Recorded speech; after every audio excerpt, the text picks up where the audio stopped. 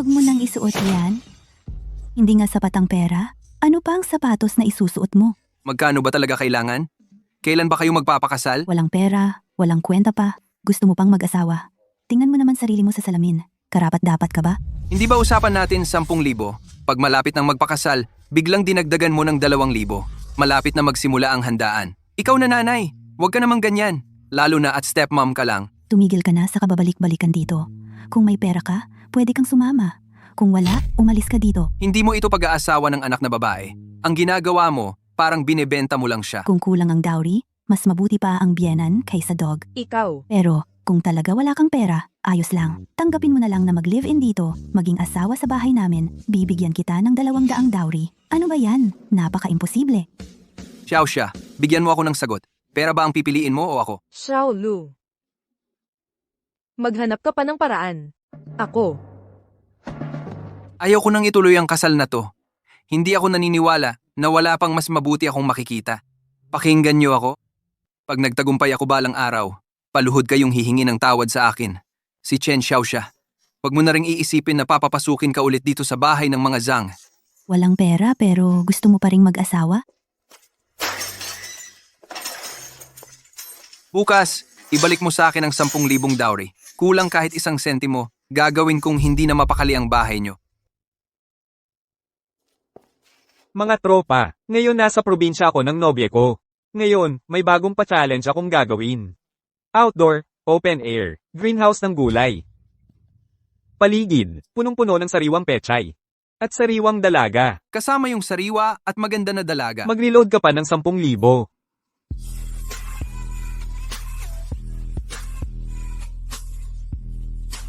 Mag-reload ka pa ng 10,000. Mag-reload pa kayo ng 10,000 mga tropa. Simulan na natin. Sabi ko na huwag kang maglakad-lakad sa taniman ko. Kakadiligan lang ng balon yung mga tanim. Tingnan mo yung ginawa mo. Inapak-apakan mo. Walang hiya ka talaga. Tingnan mo yung ginawa mo. Inapak-apakan mo. Bayaw, tama na. Huwag mo na siyang saktan. Sino ka ba? Chen Xiaotang. Lumayas ka. Umalis ka dito ngayon din. Kapag bumalik ka pa dito sa lupa namin at nagkagulo ulit, huwag mong akong subukan. Baka di na ako magpigil. Kailangan ko munang manatili rito para patahanin siya. Hindi ka naman siguro niya sasaktan, di ba? Bayaw ko siya. Ano naman magagawa niya sa akin? Umuwi ka na. Ayos lang ako. Bayaw. Huwag mo na akong tawaging bayaw. Wala na tayong koneksyon ng pamilya nyo. Ikaw lang talaga ang tanging bayaw ko. Yung nangyari ngayon, pwede bang huwag mo na lang ikwento sa iba? Ginawa mo na nga. Tapos ngayon natatakot ka pang malaman ng iba. Bayaw, ano ba ang kailangan mong gawin para mapatawad mo ako? Patawarin mo lang ba ako talaga? Bayaw. Wala talaga akong interes sa iyo ha. Alam ko naman din. Simula pa lang, minamaliit mo na ako. Pero, pinilit lang ako nang madrasta ko dito. Ang nanay mo, siya talaga ang pumilit sa'yo. Huwag mo na masyadong intindihin yan. Alam mo ba kung magkano kinikita sa livestream na yan? Magkano nga ba? Sa isang gabi lang? 80,000. Kung interesado ka, tuturo ko sa'yo kung paano. Kung talagang ayaw mo na, pwede naman tayong magsosyo. Hindi talaga ako interesado. O sige, bayaw. Itong nangyari ngayon, pakiusap. Huwag mo munang pagsasabi. Pwede ba? Tingnan ko muna kung paano ang asal mo. Salamat, bayaw. Chinlili, lumabas ka dito. Ikaw talagang sutil. Hindi ka nahihiya na manghingi ng pera? Walang kwentang inutil ka. Ibabalik mo ba o hindi ang pera ko? Kung wala kang pera, katawan mo na lang ilaban mo. O papatayin mo na lang ako ngayon. O kaya, magpakalayo-layo ka na lang. Makapalang mukha mo, bruha. Tingnan mo, ngayon pakikitaan kita ng leksyon. Zhang Xiaov, ano na naman ang kaguluhan mo dito ng umaga? Kapitan, ikaw na ang bahala sa akin dito. May dumarating na reporter mula sa siyudad na mag-i-interview. Huwag mo akong ipahiya. Tamang-tama nga ang dating niya. Ang pagtaas ng singil sa araw ng kasal. Dapat mo talagang i-report yan ng maayos. O sige, ikwento mo ng detalyado. Sige, ikwento mo ng detalyado. Kaibigan na mamamahayag, huwag mo naman seryosohin yung sinasabi niya. Puro kalokohan lang yan. Anak ko, si anak kong babae. Malinis pa yon. Siya ang sumira sa kanya. Sinasabi ko na sa'yo, kapag hindi ka pa tumigil dyan sa kasasabi ng kalokohan, tatawagin ko na ang pulis. Sabihin ko na manyakis ka. Lili? Sinasabi ko na sa'yo, Lili. Baka mas mabuti pang isauli na lang natin yung pamigay na pera. Yung perang hawak ko na, bakit ko naman ibabalik sa kanya? Maging maayos ka dyan, ha? Kung hindi, sa paghahati ng tubo sa lupa sa katapusan ng taon, wala na kayong makukuha. Sige, pwede namang isauli. Pero kalahati lang ang pwede kong ibalik. Sabihin mo ulit sa akin. 5,000 kung 5,000. Nakakainis talaga.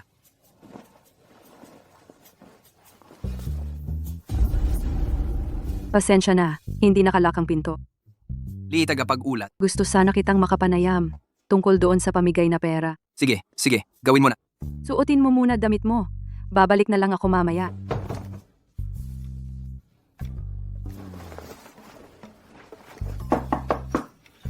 Mukhang apurado talaga si Lee, tagapag-ulat.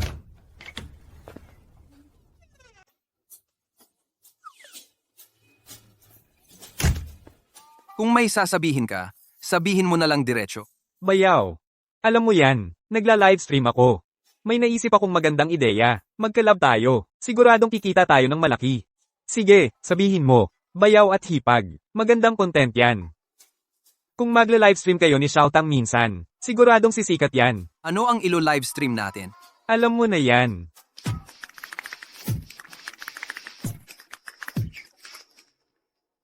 Simula ngayon, tuwing makita kita, babatukan kita. Bayaw, Tingnan mo naman ang boyfriend na napili mo. Lahat ng klaseng salita sinasabi. Hindi ba ganyan ang tanga? Alam mo ba kung ano ang sinabi niya sa akin? hindi ko alam. Bayaw, May kailangan ka ba? ganito kasi. Pwede pa ba akong mag-livestream sa greenhouse nyo? Hindi ko lang talaga maintindihan. Gusto niyo mag-livestream kayong dalawa? Saan man pwede naman, bakit kailangang sa greenhouse namin? Ano bang meron? Hindi niyo ba makita greenhouse namin? Yung malalaking labanos doon? Hindi ba kayo interesado? Wala kang interes ha? Hindi. Ito. Sa atin, walang matinong internet. Sa bahay namin lang, pinakamaganda ang signal. Paano ba yan? Kung gusto mo, mag-livestream ka rin sa malaking greenhouse. Anong ila-livestream ko? Magpustahan tayo. Mula ngayon hanggang katapusan ng buwan, garantisado, kikita ako ng 2,000 tapos ipapamukha ko sa nanay mo. Hindi big deal kung ayaw ng ate mo magpakasal sa akin. Sigurado akong pagsisisihan niya yan. Pasensya na, napaantay ka. Kanina may inayos lang ako. Tara. Medyo luma. Sorry ha, magulo lang ang kwarto. Hindi naman. Ang cozy nga eh. Nung una mong inayos to, malamang marami kang effort na nilaan dito, no? Pasensya ka na. Mali lang ang nasabi ko. Walang problema. Ibig sabihin, hindi pa talaga kami meant ni ate. Mas maganda na rin. Tanggap mo na. Sige, ayusin natin konti. Kumain muna tayo. Isa.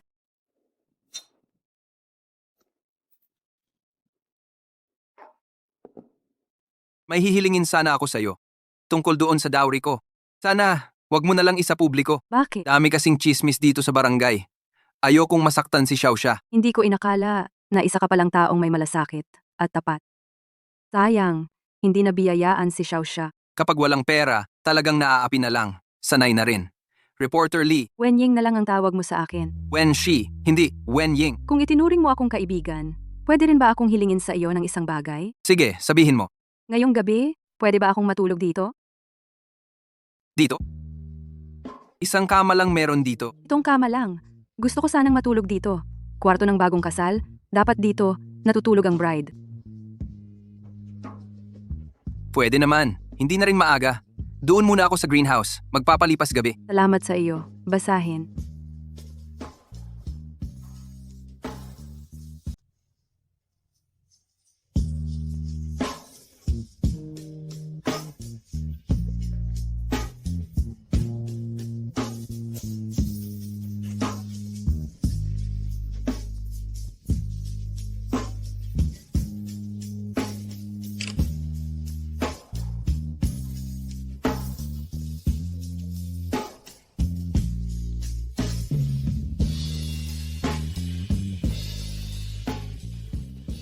Hello, nasaan ka? May kailangan ka ba? Nasa ibabaw ako ng isang kama ng kasal ngayon. Ang kama ng kasal na inaabangan ko ng 3 taon. Sinabi ko naman na hindi pa ito ang tamang panahon ngayon. So kailan mo ba gustong maghintay ako? Han, pakikuha mo nga yung lipstick ko. May kailangan pa akong gawin. Sige, bababa na ako.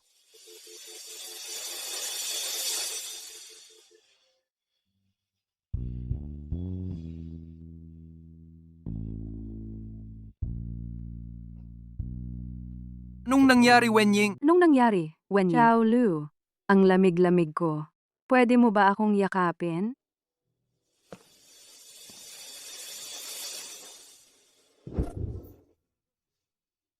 Sabi mo, itong bayaw ko grabe talaga. Ang lupit ng ginawa niya. Sobra. Sabi mo rin, ikaw din naman. Lalabas ka lang. Pero ang suot mo, sobrang pambata ng society. Saan ka pupunta niyan? Ito na nga ang pinakasimple kong damit. Si Zhang Xiaolu. Grabe. Ang kulit na bata. Tignan mo naman kung paano niya sinaktan ang manugang ko. Tita, kailangan mo akong tulungan dito. Tignan mo, sinaktan niya ng ganito. Paano ako magla-livestream? Hay, nako. Itong batang ito, naiinggit lang kasi siya sa'yo. Kasi kumikita ka. Hindi pwede. Kailangan ko siyang singilin sa damages. Yung 5,000 pesos na pamamanhikan, nasa kanya pa. Hindi pwedeng siya lang ang makinabang. Tita, anong oras na ba? Xiao Lu, ang sama ng loob ko ngayong gabi. Ang dami kong nainom na alak. Siguro, pagkatapos ng gabing ito, makakalimutan ko na anong nangyari. Gets mo ba? Naiintindihan mo ba? Hindi masyadong malinaw. Ngayong gabi, matutulog ako sa kwarto ng kasal. Gusto ko lang maranasan kung ano ang pakiramdam ng ikinasal. Kung ikaw ang magiging groom, isang lalaking tapat at may malasakit, handa akong pumayag. Pero, Kung ayaw mo, maghahanap na lang ako ng iba.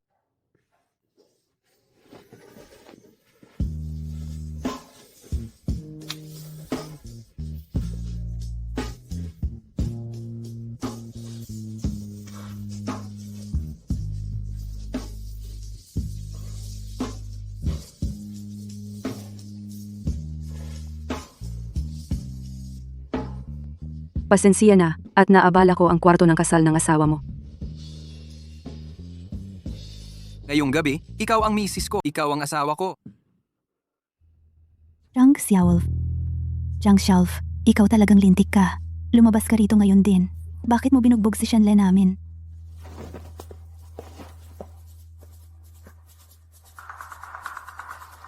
Maaga pa ang gulo mo na agad. Zhang Xiaolf, lintik ka talaga. Hindi ka nga marunong kumita ng pera. Naiinggit ka pa sa ibang kumikita, di ba? Kaya ka nga walang mararating sa buhay. Maski yung pera mula sa paghuhubad, kahit ibigay mo pa sa akin, hindi ko tatanggapin. Tigilan mo nga ako dyan. Puro ka na lang satsat. Sinasabi ko sa'yo, kung ngayong araw na to, hindi mo ibabalik yung pera ng engagement. O kaya, pupunta tayo sa presinto. Ikaw talagang bungangera ka. Pera lang talaga ang habol mo, no? Ikaw? Bakit amoy babae ka ngayon? Sino kasama mo kagabi? Alam ko na, kaya mo pala gustong makipaghiwalay. Kasi pala niloloko mo si Xiaoxia namin. May babae ka pala sa labas. Tama ba? Gusto ko talagang makita kung sino ang nandoon sa kama mo. Bumalik ka rito. Yang Xiaof, niloloko mo na naman ako, no? Sigurado akong may babae dyan sa kwarto mo. Tabi diyan.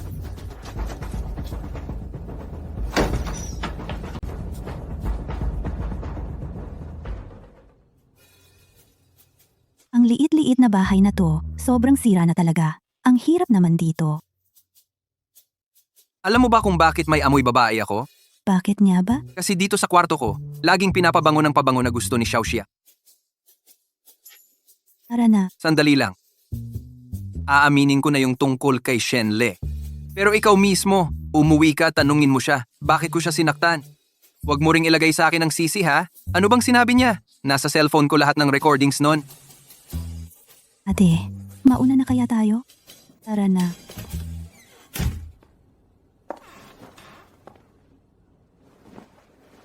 Kasi dito sa kwarto namin bilang mag-asawa, laging pinapabango ng pabango na gusto ni Xiaoxia. Zhang Xiaolf, hintayin mo lang ako. Hindi pa tayo tapos. Natakot ka na, no? Ang liit lang nito. Bayaw.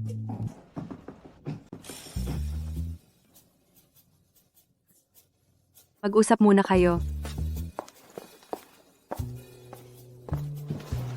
Umupo ka muna doon sa kabilang side.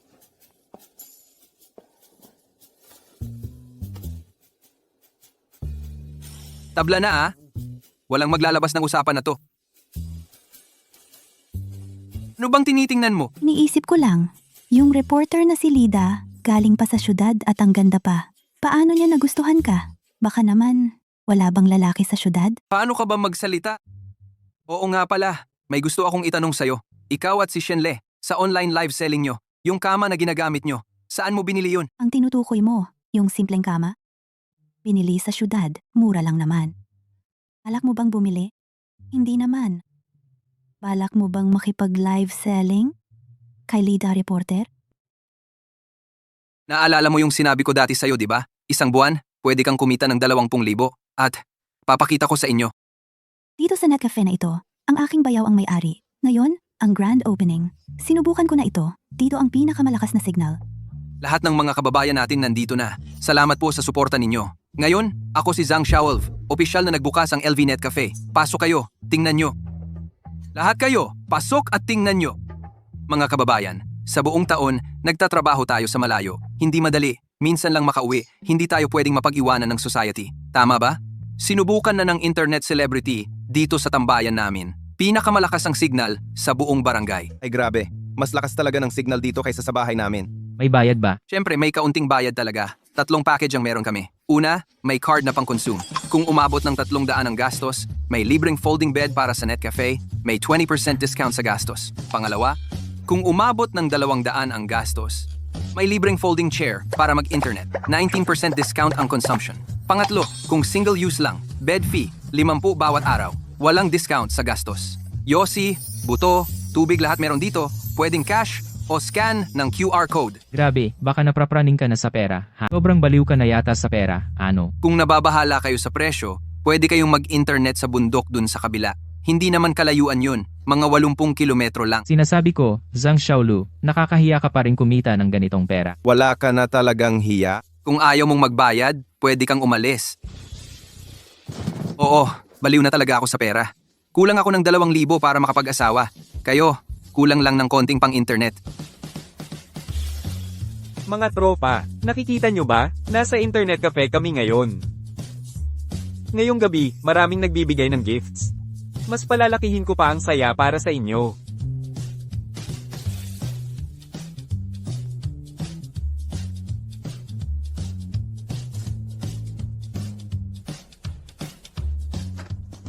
Xiaolu, anong ginagawa mo dito?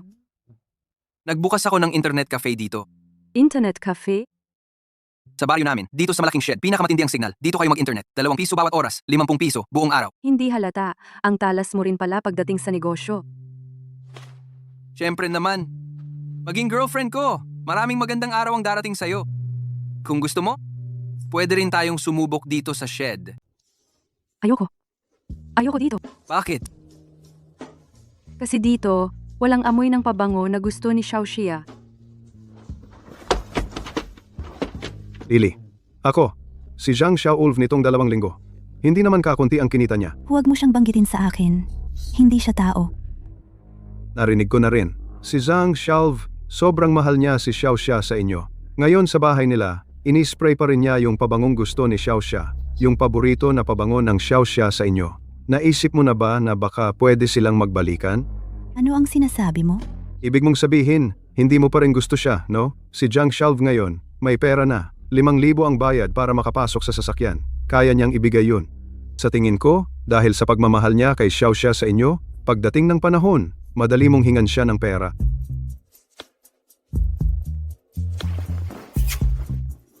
Pwede ba? Tulungan mo ako? Pakiusap naman, kausapin mo si Zhang Xiaolv. Ano ang sasabihin? Sabihin mo na mag-propose siya para sa anak kong babae. Alin sa mga anak kong babae? Ha? Kasama ba si Xiaoxia?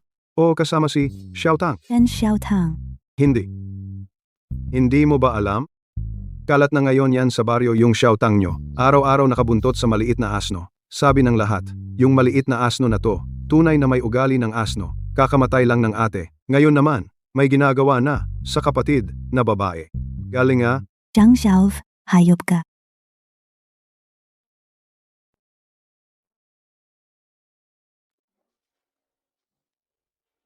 Kailan ka pupunta sa syudad?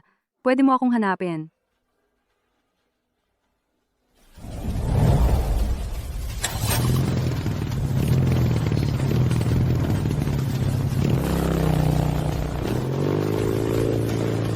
Hindi ba't 2 lang yan na mabahong pera? Bayaw, bayad ng internet ngayon.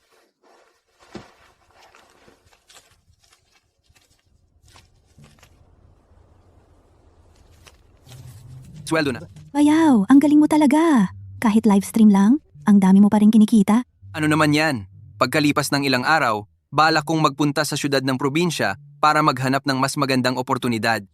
Tama rin naman. Pagkatapos ng bagong taon, lahat naman ng tao bumabalik sa syudad. Wala na ring pupunta dito para mag-internet. Kagabi, nag-usap kami ni Erdan. May kakilala daw siya sa syudad ng probinsya. Mabenta daw yung kitaan doon. Gusto ko ring subukan. Aba, kung pupunta ka sa syudad, hindi kaya papuntang makita mo yung babaeng reporter na yon? Ano bang pinagsasabi mo? Reporter yun, ako naman magtatrabaho lang. Bakit ko naman siya hahanapin? Matalino ka naman. Sayang ka pag dito ka lang habang buhay sa baryo. Balang araw, pwede kang magpunta sa probinsya para mas makita mo ang mundo sa labas. Bakit naman ako pupunta doon? At saka lalo na, sino ba siya? Sino ba ako? Hindi ba malinaw sa'yo? Alam ko na ang totoo. Hindi mo na ba siya kasama sa pagtulog? Hindi ka na natutulog Ang kasama tao siya. na yon? Pumunta para mag-interview lang. Nakita ko na lahat. Ano ba naman yan? Bayad para tumahimik. Para sa'yo ito. Kuripot ka talaga.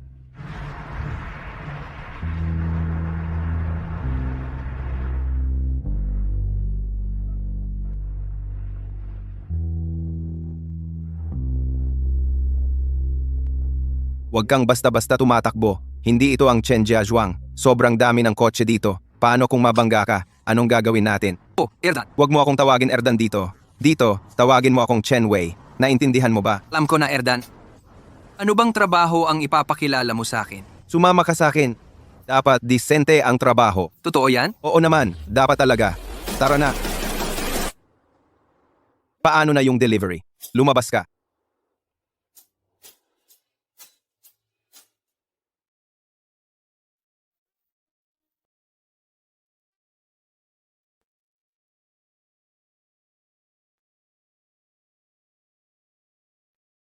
Pwede ka nang pumunta sa probinsya. Tingnan mo rin ang mundo sa labas.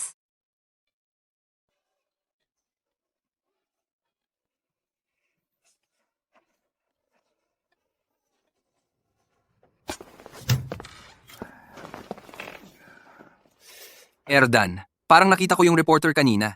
Sinong reporter? Yung reporter na pumunta sa barangay natin dati. Yung maganda, yung lady reporter. Di, Wenying. Parang nakita ko siya.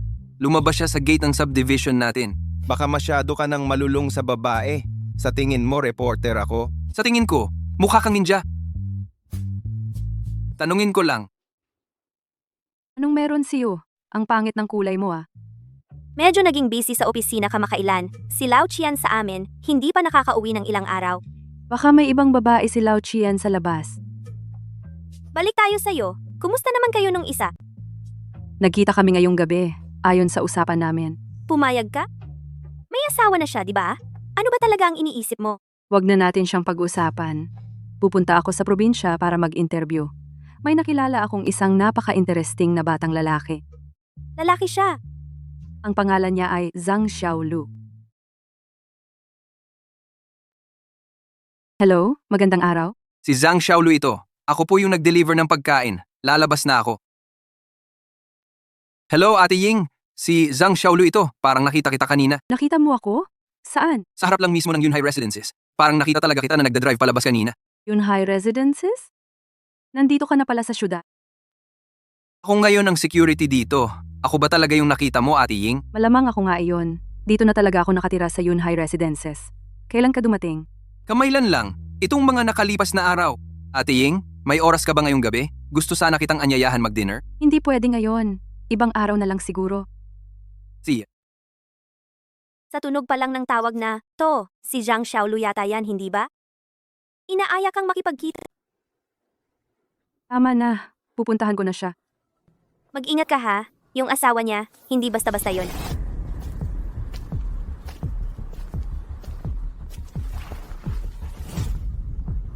Anong balita, Erdan? Yung reporter na si Lee, nasa labas ng gate ng subdivision.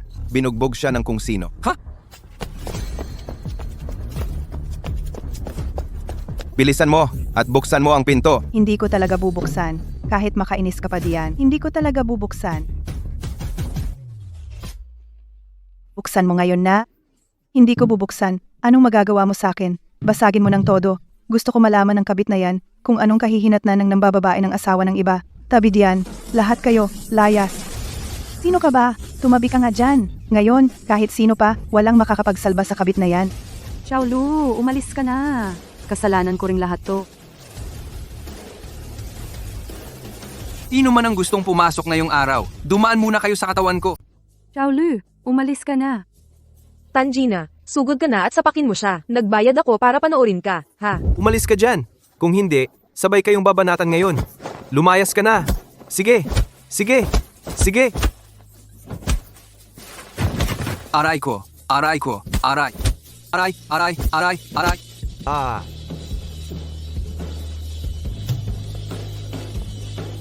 Gaano pa kalayo ang kaya mong lakarin?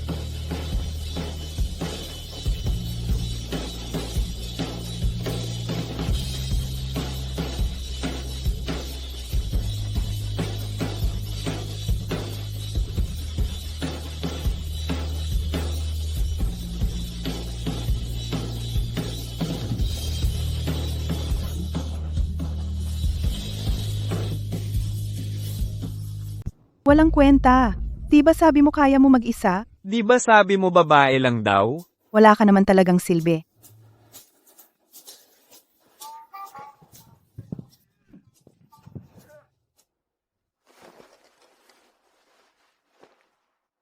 Uminom ka muna ng tubig.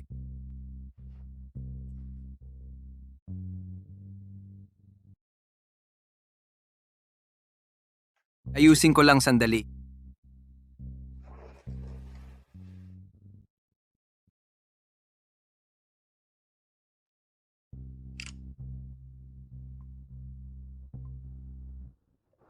ayos na. Wala nang problema. Nasettle ko na lahat. May isa pa pala na di ko pa naayos.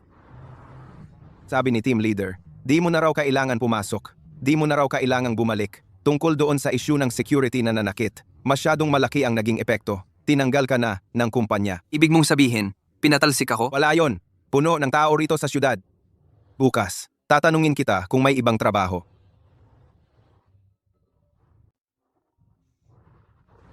Hello, Yingja, An. Hello, Yingje? An? Hello, Yingje? Hello, Xiaolu. Kumusta dyan sa'yo? Walang problema. Ayos lang kung walang problema. Kung hindi ko na alam paano kita mababayaran. Yingji, bakit mo nasabi yan? Ano ba ang relasyon natin? Sige, magpahinga ka muna ng mabuti. Bukas punta ka naman sa bahay ko ha. Okay.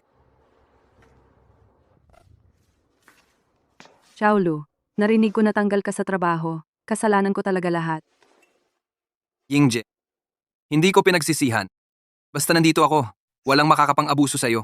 Ano bang meron sa akin para gawin mo to? Hindi ko rin alam sabihin. Karapat dapat ka lang talaga.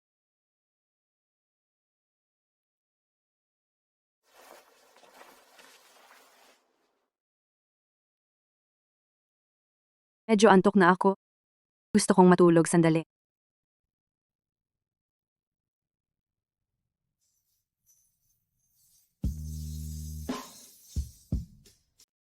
Tigilan ko na talaga yung tao na yon. Hindi na rin ako bata. Hindi na pwedeng ganito na lang palagi na naghihintay. Sa tingin ko, kailangan ko nang magbago ng paraan ng pamumuhay. Anong plano mo ngayon? Bala ko pa nga itanong sa'yo yan eh. Ano bang plano mo? Ako? Sa ganitong antas ng pinag-aralan ko, siguro pagtatrabaho sa construction na lang ang kaya ko. Iba, hindi ko rin naman kayang gawin. Huwag naman ganyan. Bata ka pa. Mahaba pa ang buhay mo. May kaibigan ako na propesor sa universidad. Pagbalik niya, tatanungin ko siya. Mas maganda kung mas marami kang matutunan. Salamat talaga, Ate Ying. Sabi ng kaibigan ko, darating daw siya ngayon. Bilis, bumangon na tayo. Baka makita pa tayo niya.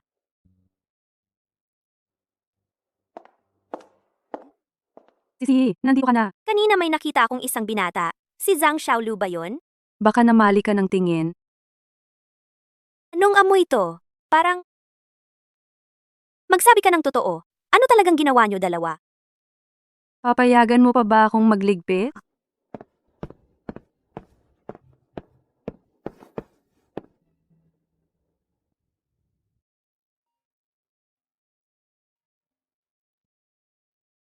Ay, Yingyi. Yung pinag-usapan natin kanina, ayos na. Pumayag si Chin Laoshi na tulungan ka maging walk-in student. Bukas, punta ka na lang diretso sa school para mag-enroll. Totoo ba? Oo, pagdating mo, diretso ka na lang pumunta sa business school hanapin si Professor Chin Siu. Best friend ko siya. Tutulungan ka niya ayusin lahat ng admission papers.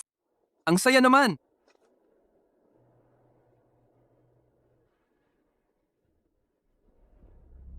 Pagkatapos, itutuloy ko pa rin yung pagpapatakbo ng delivery station.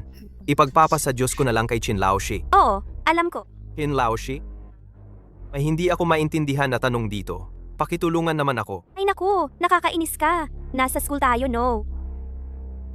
Mas exciting nga eh. Mamayang gabi, pumunta ka sa bahay ko, manood tayo ng movie. Hindi naman exciting manood lang ng movie. Mamayang gabi, ako na lang ang magpe-perform sa'yo ng pelikula. Puro ka ka-flirt. Umalis ka na nga. Baka may dumating na rito. Sino ka ba? Sino ka ba? Anong ginagawa mo dito? Ito ba ang opisina ni Professor Chin Siu? Ako ang bagong estudyanteng commuter, Zhang Xiaolu. Nandito ako para kay Professor Chin. Magpaparehistro lang. Ito nga yung sinasabing Jiang Xiaolu. Guwapo pala siya. Mas maayos pa kaysa kay Lao Qian namin. Di lang natin alam kung magaling siya. Chin, natapos ko na po ang mga info mo. Ngayong araw, opisyal ka ng enrolled. Pinilit ka pa ni Yingji na makapasok dito. Ang daming effort ang ginugol niya. Huwag mo sana siyang biguin. Mag-aaral po akong mabuti. Sandali. Kanina, kahit na ano pa ang narinig mo, sana panatilihin mo na lang yun sa sarili mo. Mas mabuti yun para sa ating dalawa. Chin, hindi ko po maintindihan ang sinasabi ninyo. Ayos lang kung ganun. Sige, pwede ka nang umalis.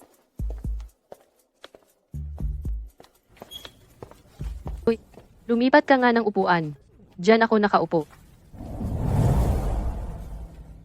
Bakit naman? Hindi mo ba alam ang patakarang first come, first served? Kasi simula noon, ako na talagang nakaupo diyan. Akin talaga ang puwestong iyan. Bilisan mo, umalis ka na. Ang labo mo naman. Malapit na. Ang klase. Ano ba, papayag ka ba o hindi? Hindi ako papayag. May ilan sa ating mga kaklase. Pakiusap, mag-ingat sa asal nyo. Grabe ka, parang may sira ka yata. Tabi diyan, dumaan ako.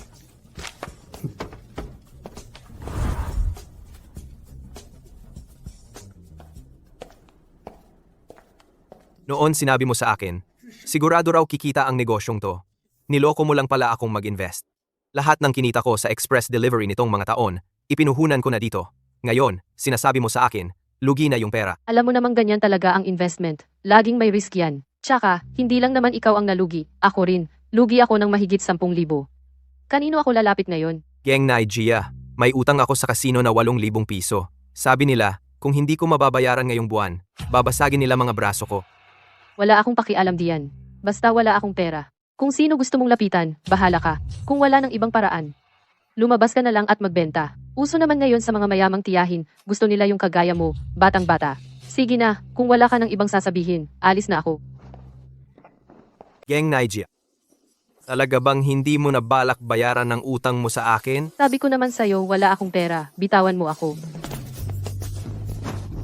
Kung ayaw mo talagang magbayad, mas mabuti pang katawan mo na lang ang ipambayad mo. Gusto ko nga subukan ngayon kung anong klaseng pakiramdam ang makasama ang campus beauty ng Kaida. Tulong. Tulong. Wala ring mangyayari kahit sumigaw ka. Dito sa lugar na to, wala kang maririnig na kahit sino. Tulong. Tulungan ninyo ako. Kailangan mo ba ng tulong, Geng Naija? Sino ka ba? Tol, pinapayuhan kitang huwag ka nang makialam dito. Ang mga nagsabi na rin sa akin yung ganyan dati hanggang ngayon ay nasa ospital pa rin. Sigurado ka bang protektahan mo talaga siya? Hindi naman ganon. Kami naman yan dati. Nagkaroon din ng alitan. Ganun ba, tol? Mamaya umalis ka na lang kunwari wala kang nakita. Balang araw, malaking utang na loob ang mababayaran ko sa'yo. Huwag mo akong iwan. Ano mang sabihin mo, gagawin ko. Ikaw pa lang ang ganyan kaslabo magpakita ng tapang. Naglakas loob ka pang makipag-away.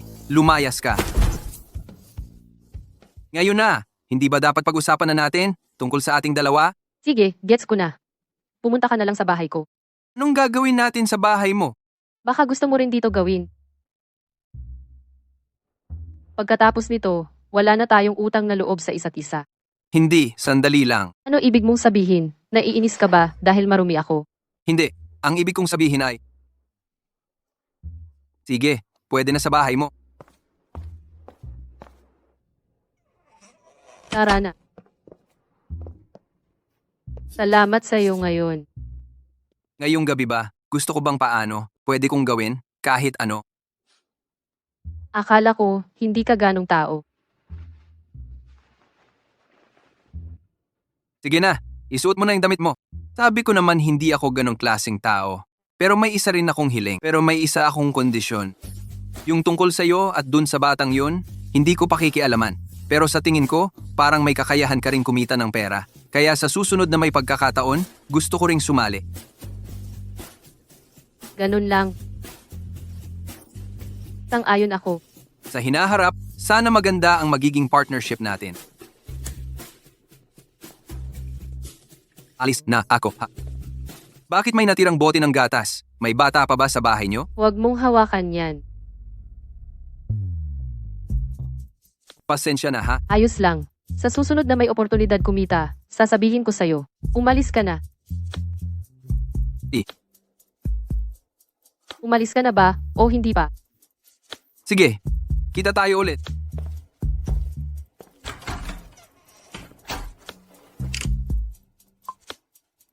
Lao Chen, miss na kita.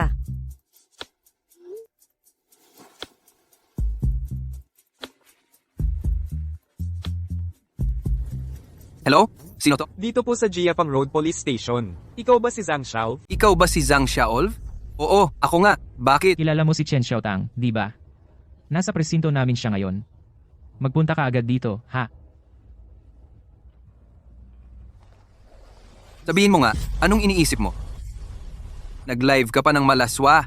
Ang galing mo na talaga ngayon, ha? Buti na lang naawa pa yung mga pulis kasi first offense mo. Pero kapag inulit mo pa to, diretso ka na sa kulungan, alam mo?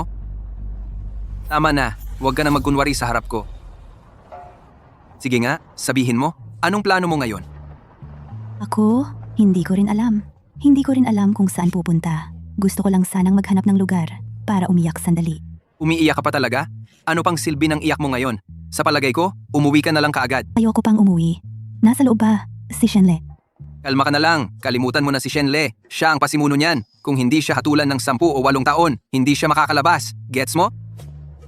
At teka nga, anong naiisip mo? Nakikipag-date siya sa kung sino-sinong babae pa. 3 o 4 na babae ang sabay-sabay niyang dinadala. Ginagamit pa niya sila sa mga live nila. Totoo bang hindi mo alam o nagpapanggap ka lang na wala kang alam?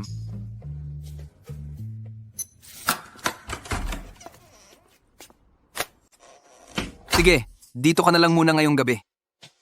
Maaga bukas ng umaga, umuwi ka na agad, ha? Ay, oo nga pala.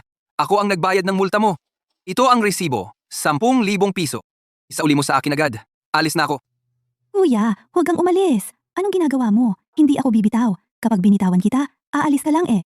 Ano ba yan? Bitawan mo nga ako agad. Kapag hindi ka pa bumitaw, sisigaw ako. Sige, sumigaw ka. Kapag tinawag mo ang mga tao, sasabihin ko sa kanila. Sasabihin ko na, habang wala ang ate ko, may masama kang balak sa hipag mo. Chen Xiaotang, Hindi ako bibitaw. wala ka bang hiya? Wala akong pakialam. Mangako ka muna na hindi ka aalis. Saka lang kita bibitawan. Sabihin mo na, ano ba talaga ang gusto mo? Kuya, diba? Kalalabas ko lang. Pababayaan mo na lang ba ako? Ano na naman? Didikit ka na sa akin? Ganon? Kakalabas ko lang. Wala pa akong trabaho. Tulungan mo naman akong maghanap ng trabaho. Tapos, kapag nakaluwag-luwag na ako, babalik na ako. Sige na kuya. Huwag mo nang isipin yan. Kung ganun ang gusto mo, sasabihin ko sa ate ko. Sasabihin ko na habang wala siya, niloko mo ako at dinala mo sa kama. Ate, kuya, anong ginagawa mo? Kahit gawin ko o hindi, sasabihin ko pa rin. Mas mabuti pa kung gawin ko na lang talaga minsan. Inasabi ko sa'yo, huwag kang gagawa ng kalokohan. Kahit umuwi ka at magsumbong, hindi ako malulugi. Sa totoo lang.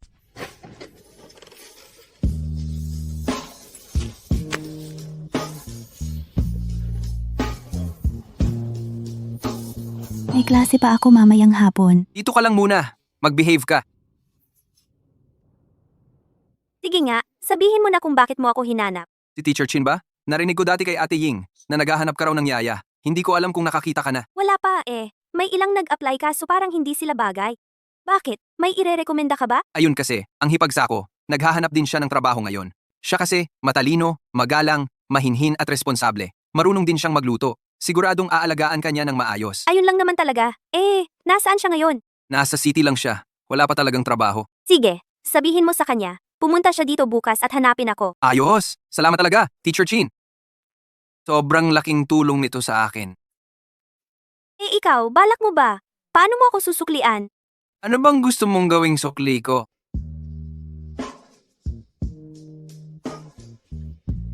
Teacher Chin, ako, sa palagay ko, hindi yata tama ito. Bakit? Ayaw mo na bang bigyan ng trabaho ang hipagsa mo?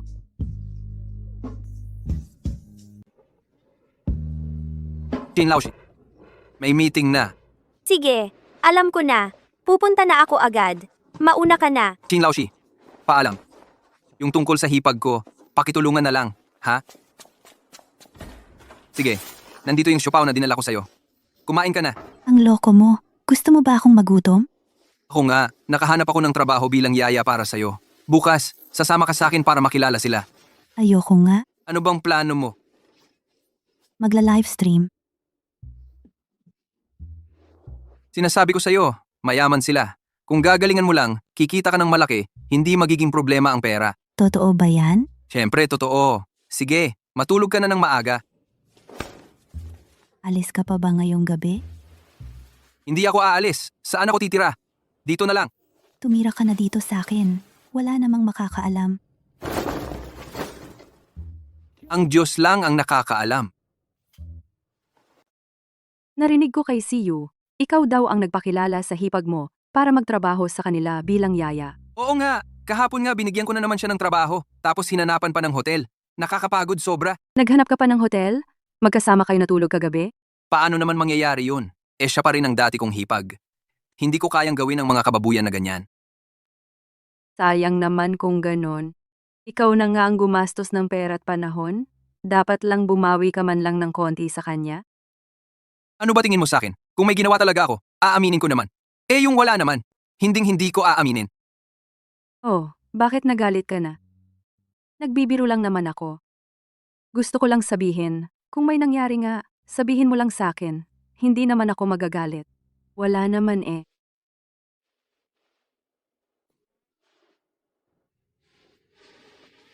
Basta, may Eagle G dyan. Paano naman ako malulugi? Bakit mo ko pinaalis ng bahay? May klase pa ako mamaya. Walang pasok si Chin Laoshi ngayon. Tara, kumain tayo. Sige na nga, anong gusto mong kainin? Ako na ang taya. Maanghang na isda. Alam ko, may isang sobrang sarap na tindahan dito malapit. Ayoko. Lately ayaw ko ng maanghang. Ikaw ang naglibre, di ba? Tingnan mo naman ako. Okay na yun. Tara na, bilisan natin. Hindi ba? Kaka-work mo lang ilang araw? Tapos agad may day off ka na? Mukhang mabait si Chin Laoshi sa'yo ah. Hindi naman. Feeling ko, may problema si Chin Laoshi. May tawag siya kanina ng gabi. Sinabi niya yung address niya. Tapos, biglang sinabi na, day off daw ako. May bisita yata sa bahay nila. Posible. Pero alam mo naman, yung mga mayayaman, lagi silang may mga lihim na hindi pwedeng makita ng iba. Alam ko na yon. Kaya nga masaya akong lumabas ngayon. May isang math problem pa ako hindi gets. Tulungan mo naman ako. Mamayang gabi, punta ka sa bahay ko, nood tayo ng movie. Mamayang gabi. Ako na mismo mag-act ng movie para sa'yo. Sa tingin mo, posible kaya na nagnanakaw ng lalaki si Chin Laoshi sa bahay? Hindi naman siguro. Si Chin Laoshi nga, sobrang seryoso niyang tao. Pakiramdam ko, hindi dapat ganoon. Alam mo na? Kilala mo lang ang mukha, hindi ang Wala puso. talaga akong oras ngayon para intindihin kung anong gagawin niya mamayang gabi. Ni hindi pa nga ako nakakakuha ng sahod.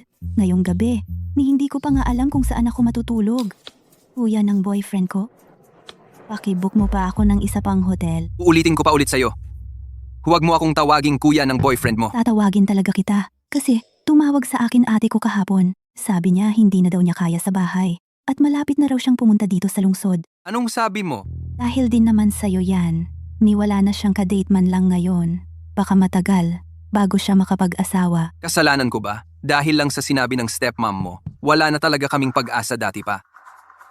Hindi ba totoo naman, natulog ka na nga sa bahay nila. Kahit sa paligid nating mga kapitbahay, alam na, paano siya makakahanap ng mapapangasawa ngayon? Ikaw nga, natulog ka rin kay Shenle. Kaya mo bang hintayin siyang lumaya? Saan ka pupunta? Maghahanap ng hotel para sa'yo. Sige na, nahanap ko na hotel mo. Magpahinga ka na ng maaga. Kuya ng boyfriend ko, good night. Pag-isipan mo pa ulit ang tungkol kay ate ko. Bye-bye. Yang Naijia May, kailangan ka ba? Sabihin mo na lang dito. Dati naman, di ba matagal mo na gustong makascore sa akin? Ngayon tunay na may pagkakataon ka na. Bakit bigla kang bumalik sa pagiging formal? May kailangan ka nga ba? O wala? Narinig ko, pumunta ka raw kay Chinsiu. Anong pakialam mo doon? Gawin na lang nating isang kasunduan to. Basta matikman mo si Chinsiu, kunan mo ng video at ipadala sa akin. Bibiyayaan kita ng 10,000 piso. Para saan mo pa gusto yan? Wala ka ng pakialam doon. Gagawin mo ba o hindi? Dapat magdesisyon ka agad. Siyempre, kalagitnaan na ng buwan ngayon. Konti na lang oras na natitira sa iyo.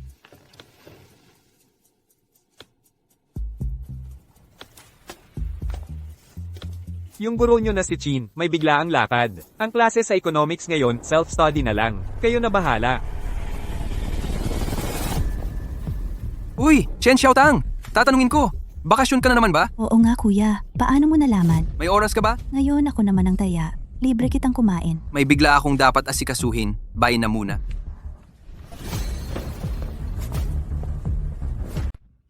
Sa totoo lang, bata pa kasi. Mas magaling kaysa kay Lao Chian sa bahay namin. Teacher Chin, tama na siguro. 6 na beses na kasi. Isa na lang, huling subok na talaga.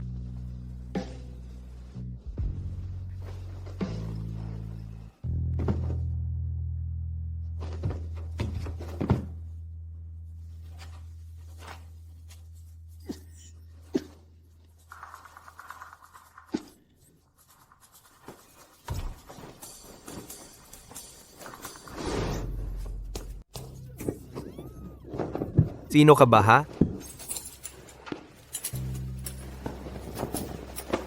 Zhang Xiaolu. Paano ka nakapasok dito? Teacher Chin, huwag kang matakot. Hindi ikaw ang tinutukoy ko. Siya ang gusto ko. Sige, magsalita ka. Saan mo tinago ang nakarecord na kagamitan? Anong sinasabi mo? Tol, hindi ako nagpapapigil kung magkamay. Siguraduhin mong pag-isipan mo to. Zhang Xiaolu, alam mo bang labag sa batas yung ginagawa mo? Kung titigil ka ngayon, walang nangyari. Pangako ko. Magsalita ka o hindi. Sasabihin mo o hindi. Sasabihin ko. Nandito, sa likod ng flower vase.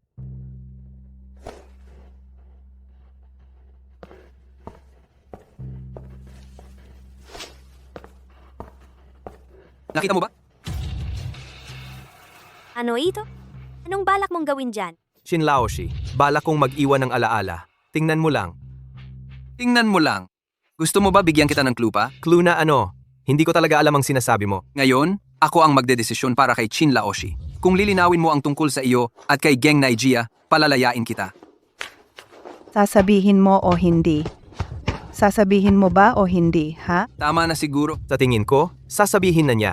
Si Geng Naijia ang naghanap sa akin. Pinagawa niya ito sa akin. Bibigay niya sa akin ng 10,000 piso. Yan lang ang alam ko. Pwede na ba akong umalis? Lumayas ka. Bumalik ka. Bakit mo ako hinaharang? Hindi pa kita napag-uusapan sa usapan natin. Paano ka nakapasok dito? Sino ang nagpapasok sa'yo dito? Anong gusto mong gawin?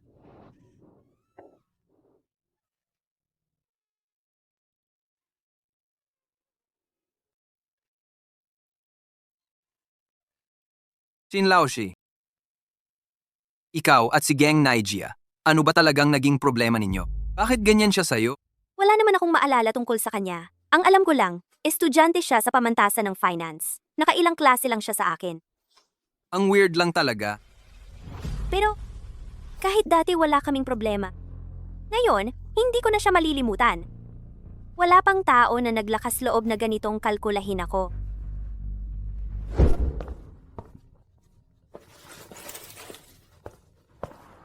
Hello, Chin Laoshi. Nasaan ka ngayon? Nasa school ka ba? Papunta pa lang ako sa klase ko. Huwag ka munang pumasok. May kailangan akong sabihin sa'yo. Pumunta ka muna sa opisina ko. Umupo ka na. Zhang Xiaovi, pinatawag kita ngayon kasi gusto kong tanungin, anong gusto mong gawin para magpasalamat ako sa'yo?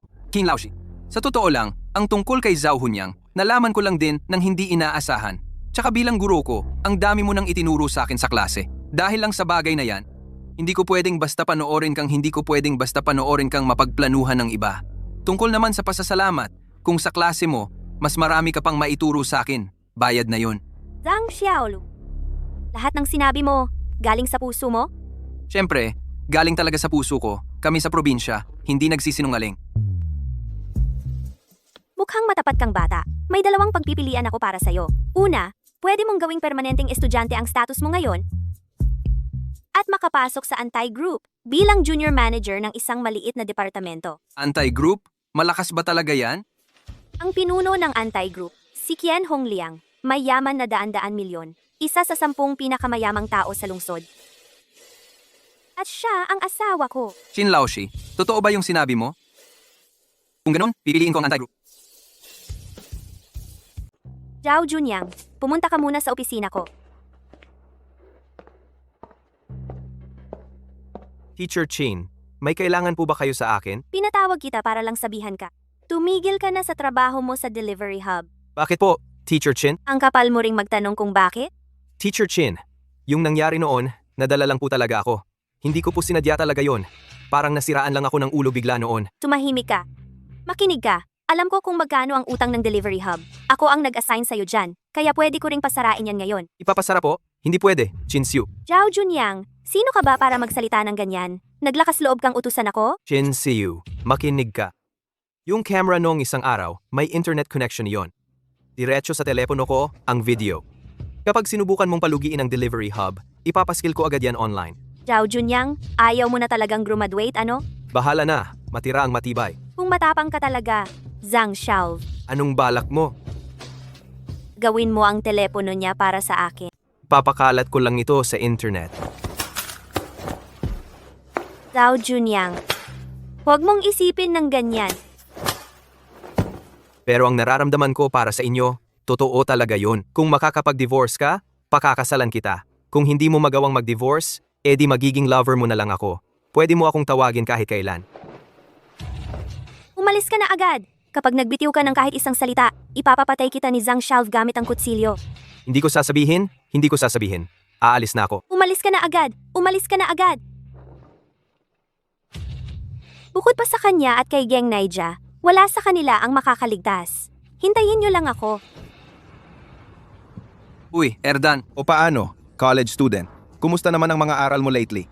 papunta na akong magtrabaho sa anti-group, department manager. Gusto mo bang sumama sa trabaho ko? Ayos lang siya, Olv. Sinabi ko na, siguradong magiging successful ka. Ang bilis mo na magpakitang gilas ha. Sige, sabihin mo, anong kailangan mo sa akin ngayon? Alam mo, kanina tumawag ako sa nanay ko. May narinig akong malaking chismis. Anong chismis ang sulit na talagang tumawag ka pa para sabihin sa akin?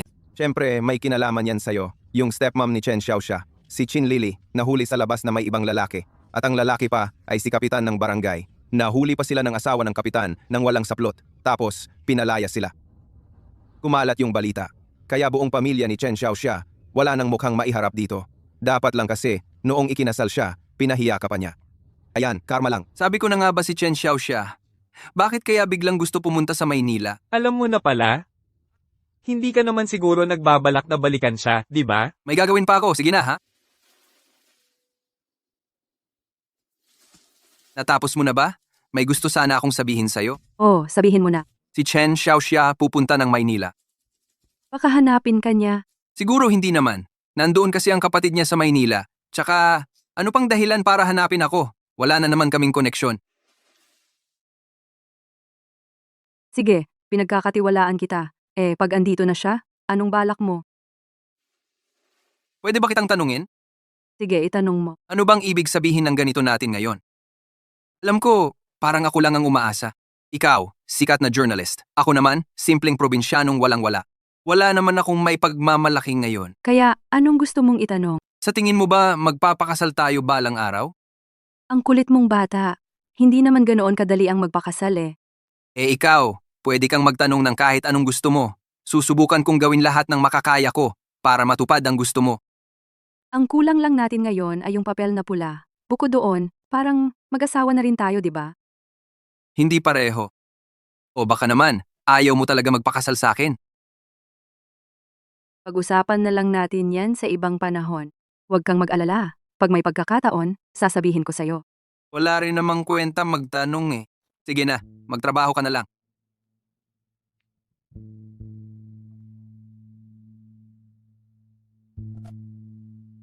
Kuya, sabay lo, yung pagpunta ng ate ko sa syudad, hindi naman para maghanap ng trabaho. Para sa akin yon ha? Ginugulo niya lang ako. Bakit ka pa pumupunta sa city kung hindi ka rin magtatrabaho? Pumunta siya dito para magkaanak sa'yo. Pwede bang tigilan mo yung kung ano-anong sinasabi? Ano bang mali sa sinasabi ko? Isipin mo nga, nagrenta kayo ng apartment dalawa, ikaw nagtatrabaho, siya nag-aalaga sa'yo, tapos buntis siya, tapos magpapakasal kayo? Si tita kahit ano hindi na makapagsalita. Anak ng tipaklong, ano ba yung pinagsasabi mo? Nasa syudad na tayong lahat, hindi na ito probinsya. Magpakaluwag ka naman, pwede ba?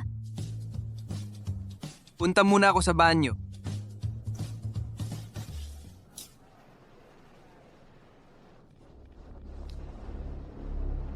Talaga bang gagawin natin to? Hindi mo ba napansin? Yung asawa ng ate ko, halos mahulog na ang loob kay Lee, yung reporter. Kung hindi mo gagawin to, makukuha mo pa ba siya pabalik? Bilisan mo na. Dali, bilisan mo.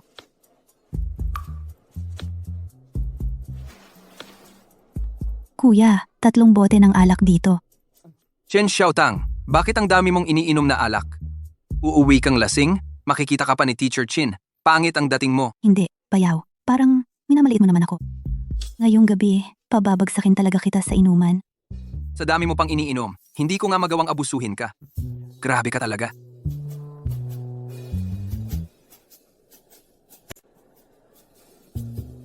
Hindi ba si Bayaw? Ayaw mo na uminom? Sige na, magtagay ka pa ulit. Nag-aalaga ka ba ng isda? Tara na. Inumin natin ito. Inom.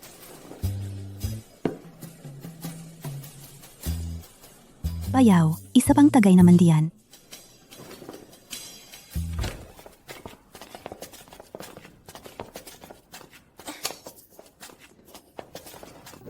Ang lakas talaga ng gamot na to. Sige, hubaran mo na siya ng damit.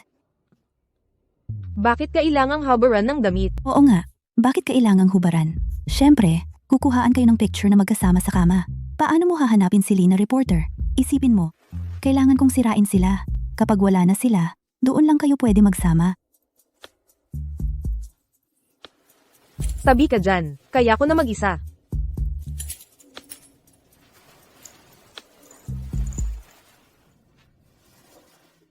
Gising ka na.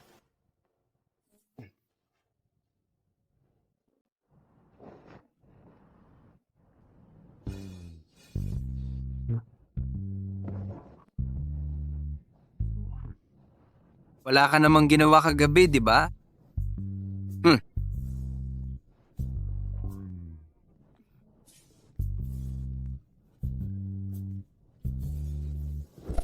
Nasaan ang ate mo? Naayos na lahat kahapon. Si kuya ang nag-ayos ng lahat. Nagstay sila sa hotel kagabi.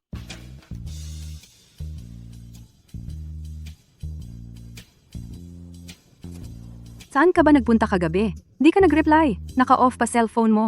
Hindi ka umuwi buong gabi. Ang tapang mo na ngayon, ano? May isang guard sa kumpanya na nagkasakit. Pinalitan ko siya buong magdamag. Nalobat ang phone ko. Sige, maniniwala muna ako sa'yo ngayon. Pero sa susunod, kung may ganitong bagay, tandaan mong magsabi muna sa akin, ha? Pupunta muna ako kay Chin Laoshi. May mga bagay pa kasi ako sa kumpanya na hindi ko masyadong alam. Tatanungin ko lang siya. Sige, pumunta ka na. Nasaan si Chin Laoshi? May kailangan siya kay ate. Natutulog si Chin Laoshi ng tanghalian. Nasaan si ate? Hindi ko alam. Bakit? Ayos ka ah. Matapos mo siyang pagsamantalahan? Tapos na ba yon? Ano bang sinasabi mo? Kailan ko ba siya tinulugan? Zhang Xiaof, ang tigas talaga ng bibig mo. Tingnan mo nga. Nilagyan ninyo ako ng patibong, no? Kaya pala isang bote lang, lasing na ako. Burahin mo na yung picture. Bakit ayaw mong aminin pagkatapos kumain? Gusto mo bang ipakita ko ito kay Lee reporter? Tingnan natin kung may mukha pa siya na magpatuloy sa relasyon nyo. Anong nangyari kay Xiaotang? Shin Laoshi, wala pong problema. Nabangga ko lang ang paa ko. Sige po, magpahinga muna kayo. Kapag maayos na yung tubig, tatawagin ko po kayo. Dalian mong burahin yung picture. Narinig mo ba? Kung hindi, sasabihin ko sa lahat ang tungkol sa'yo at kay Shenle sa livestream. Sige, sasabihin ko rin sa lahat. Sasabihin ko na isa kang lalaking nanligaw at iniwan. Burahin mo na. Ayoko, Ibigay mo na. ayoko. Bilisan mo. Ibigay mo na. Kuya, huwag mo nang agawin ang cellphone. Bilisan mo at ibigay mo sa akin. Kuya, sa batas, ibigay mo sa akin yung cellphone mo. Ilagay mo na lang doon. Chen Xiaotang, baliw ka talaga. Mas malakas pa ang sigaw mo ha. Baka magising na naman si Sir Chin maya-maya. Kung malaman niya na sa bathtub niya, na ganito ang ginawa mo dati sa dating hipag mo, sa tingin mo ba sasabihin niya, to kay Reporter Lee? Sige. Ayoko na ng cellphone ko. Tumayo ka muna. Kuya sa batas, alam ko naman, ganito ka palaging. Hindi ba gusto mo lang din ako? Ano bang pinagsasabi mo? Kuya sa batas, huwag kang mag-alala. Basta mabait ka sa ate ko, kahit ano pa gawin mo sa akin, ayos lang. Chen Xiaotang.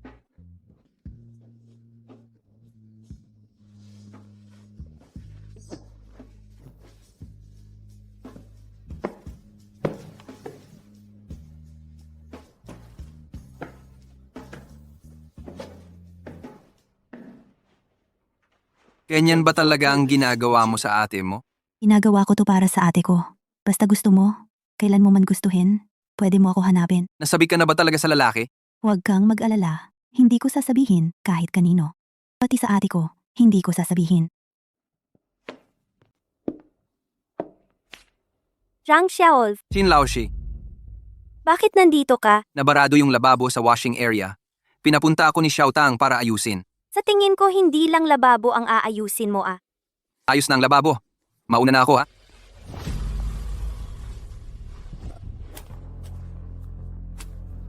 Busy ka ba ngayon?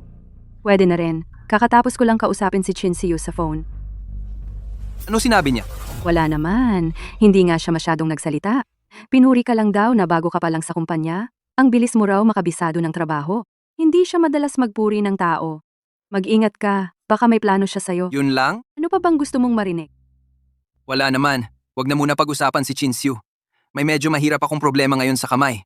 Gusto ko sana marinig ang opinyon mo. Ano yon? Tungkol ito sa ako at Chen Xiaoxia. Kaya pala nung gabing yon, magkasama kayo. Hindi ka sumagot sa mga message ko, pati phone off mo. Nakakatakot lang kasi baka magalit ka. So, natulog ka ba talaga sa kanya? Nabudol na nga ako. Nalito na ako. Ang galing talaga ng magkapatid na yon. Ang lalim ng plano nila. Sa tingin ko, si Chen Xiaotang talaga ang nagplano ng lahat na to. Si Chen Xiaoxia, wala siyang ganong tapang at hindi niya kayang gawin ang mga ganitong bagay. Basta, ganun na nga. Natakot lang ako na baka biglang hanapin ka ni Chen Xiaotang, kaya pinauna ko nang sabihin sa'yo. Kayo ni Chen Xiaoxia. Ano ba talaga plano ninyo? Ngayon na nandiyan ka na sa buhay ko, sigurado akong hindi ko na siya babalikan. Imposible na rin kaming magkabalikan. Pero, si Chen Xiaoxia, matagal din kaming nagsama. Ngayong nandito siya sa syudad, kung pababayaan ko siya, paano kung may mangyari sa kanya? Hindi ko matatahimik ang konsensya ko. Paano, kung hindi ako pumayag, aalagaan mo pa rin ba siya? Bukas makikita ko si Chen Xiaoxia, mag-uusap kami ng harapan.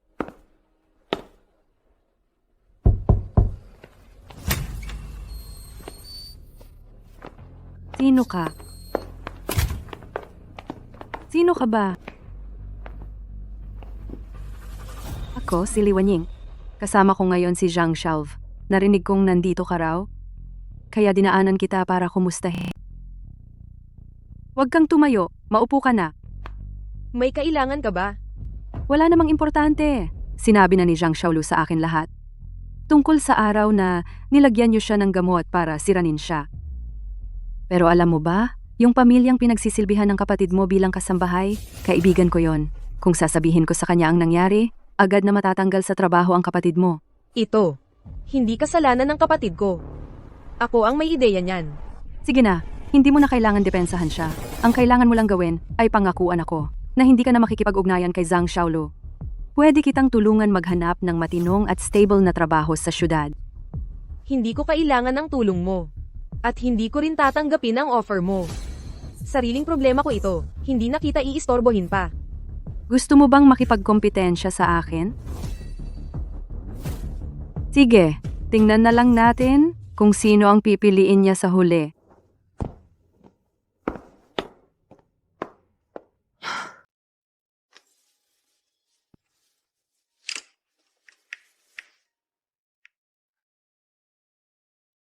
Xiaotang, bilhan mo naman ako ng tiket. Uuwi na ako. Ayoko na talagang manatili dito.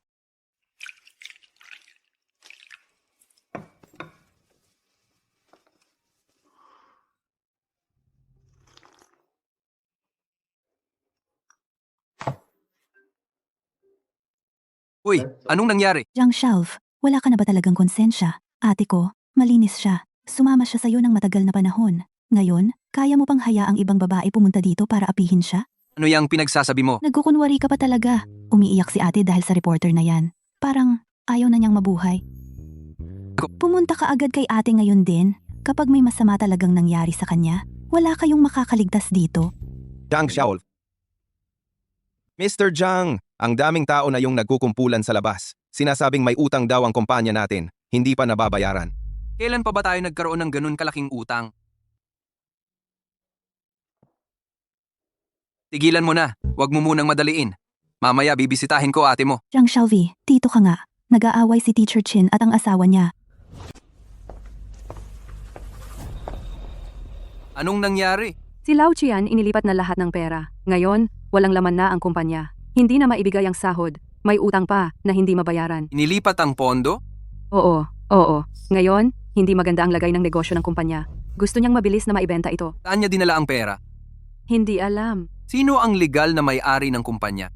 Hindi si Lao Qian, di ba? Ako mismo ang legal na may-ari. Ngayon, hindi ko na makontak si Lao Qian. Lahat ng utang ng kumpanya, nasa kapatid kong lalaki na lang ang lahat ng problema. Kahit papiliting magbayad, wala namang kinalaman sa kanya. Puro problema ng pamilya namin ito. Kinlao Shi, wag ka munang mag-alala. Hindi naman tuluyang wala ng paraan. Ano bang solusyon ngayon? Sino ang magtatake nitong problema? May paraan ka ba? Kailangan pang pag-isipan ng detalye. Pero may naiisip akong option. Pwede mong subukan. Unang hakbang. Kailangan mo munang gawing ako ang legal na may-ari ng kumpanya. Hindi pwede. Alam mo na rin naman, ngayon delikado na talaga itong kumpanya. Ipapasa mo pa kay Xiaolu? Wenying, tulungan mo naman ako. Please. Hindi mo pwedeng ipasa sa kumpanya mo ang utang na ilang milyon kay Xiaolu, di ba? Parang ilang taon na tayong magkakaibigan? Ngayon ba, pababayaan mo akong malunod? Ngayon ba, pababayaan mo na lang silang mamatay? Handa ako. Xiaolu, salamat sa'yo. Pero may kondisyon ako. Sabihin mo, Gusto ko ng 20% ng shares ng anti-group. 20% ng shares? Paano mo naisip yan? Bagsak na ang antay ngayon. Para lang sa 20% ng shares. Isusugal mo ang sarili mo? sige, pumapayag ako. Kokontakin ko agad ang abogado. Tingnan natin kung anong mga kailangang papeles para palitan ang legal na kinatawan. Teacher Chin, mauna na kami. Kung kailangan, tawagan mo lang kami. Kwan?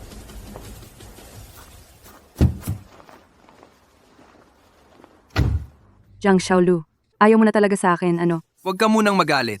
Pakinggan mo muna ang rason ko. Pwede ba?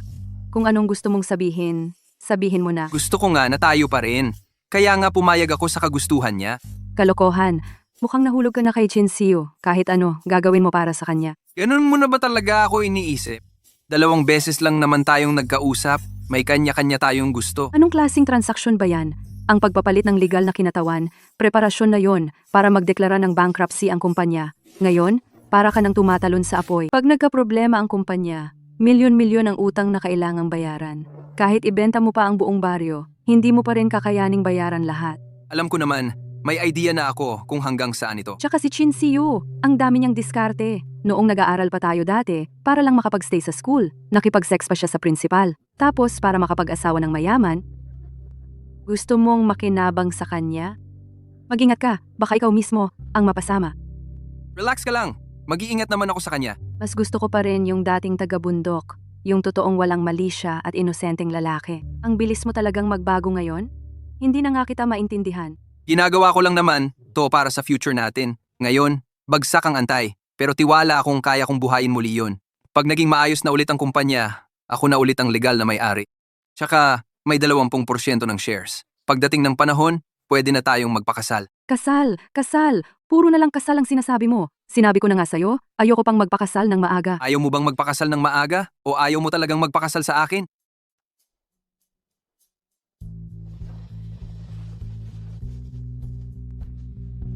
Sige, sagutin mo na lang. Hello, anong kailangan mo sa kanya? Sige, alam ko na. Ipapasa ko sa kanya. Anong meron? Sinabi na niya. Nagluto siya ng paborito mong chicken strips na pansit. Inaaya ka niyang kumain? Pupunta ka ba? Hindi ako pupunta. Kung hindi ka pupunta, ako na lang. Sige, tayong 2 na lang ang pumunta. Bakit? Baka naman natatakot kang saktan ko siya mag-isa. Ano ka ba namang magsalita? Ang totoo, natatakot ako na andun ang kapatid niyang babae. Baka siya pa ang mambuli sa'yo. Xiao Lu. Reporter Lee. Bakit ka nandito? Xiao Lu, kukuhaan pa kita ng isa pang mangkok. Ay, wag na. Ang sarap talaga nito. Xiaoxia, pwede mo ba akong turuan kung paano gawin to? Oo naman. Kaya lang, sobrang matrabaho. Baka tamarin kang gawin.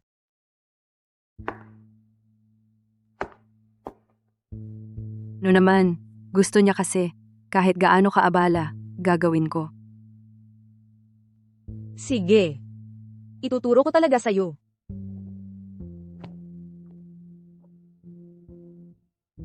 Bakit ba kailangan pa? Sinabi ko na, wala nang mangyayari sa amin. Bakit mo pa rin siya ginugulo? Kung hindi ako pumunta ngayon, pupunta ka ba dito para kumain ng pansit? Mag-isa?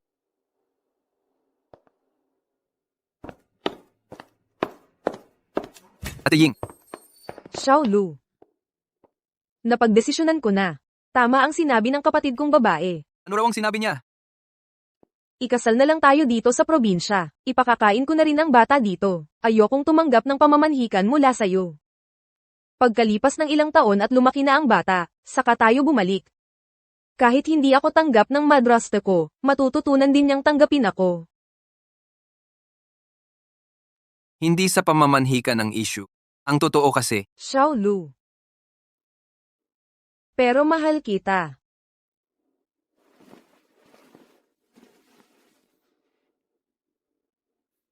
Xiaoxia.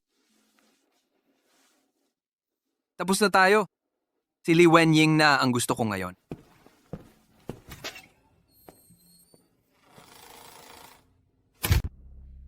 Wala masyadong pera ngayon sa account ng kumpanya. Kailangan nating hanapin kung saan napunta ang perang pinadala ni Qian Hongliang, yung perang nilipat niya. Pero tiningnan ko na lahat ng history ng transaksyon niya. Wala talaga akong makita kung saan napunta yung pera na iyon. Nasa pangalan ni Qian Hongliang yung personal na account. Siyempre, hindi mo makikita. Siyempre, mag-asawa kayo. Lahat ng ari-arian ay itinuturing na pag-aari ninyong dalawa. Baka gusto mong tingnan yung mga negosyo na siya ang legal owner. O kaya tingnan mo, kung si Qian Hongliang dati, may nairehistro pang ibang kumpanya. Basahin mo? Naalala ko na. Noong nag-uumpisa pa lang siya, nirehistro niya ang isang kumpanya sa restaurant business. Check ko niya.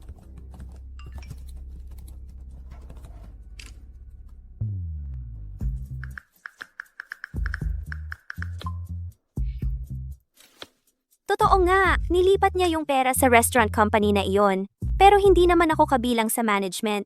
Hindi ko ma-withdraw yung pera. Nasaan si Qian Hongliang? Nasaan siya? Hindi sinasagot ang tawag. Hindi nagre-reply sa messages. Hindi mahanap kung nasaan. Na-check mo na ba yung mga lugar na lagi niyang pinupuntahan? Ang dami niyang pinagtataguan. Ang dami niyang babae. Hindi na mabilang. E di isa-isahin natin at puntahan lahat ng pinagtataguan niya. Kung may kailangan ka, sabihin mo na. Buntis ako. Buntis ako.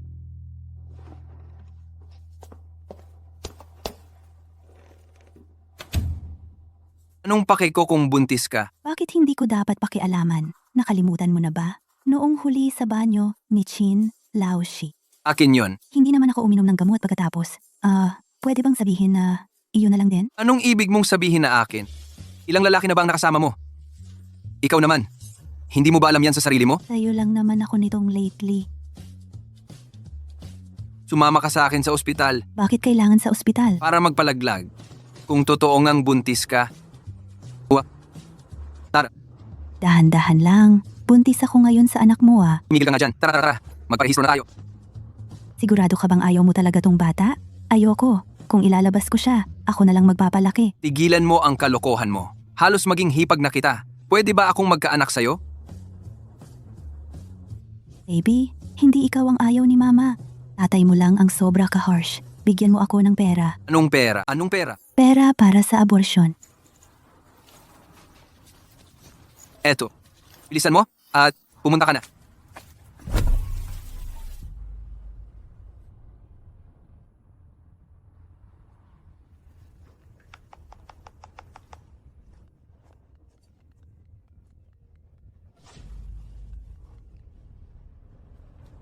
Uy, Ate Ying, Xiao Lu, busy ka ba? hinahanap ko pa yung si Lao Qian. Inubos niya lahat ng pera. Hindi gumagana kumpanya ko ngayon. Bakit? May kailangan ka ba? Wala naman. Gusto ko lang tanungin.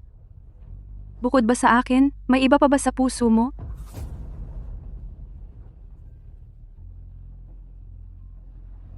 Ikaw lang naman ang mahalaga sa puso ko. Ikaw lang ang gusto ko. Alam ko na.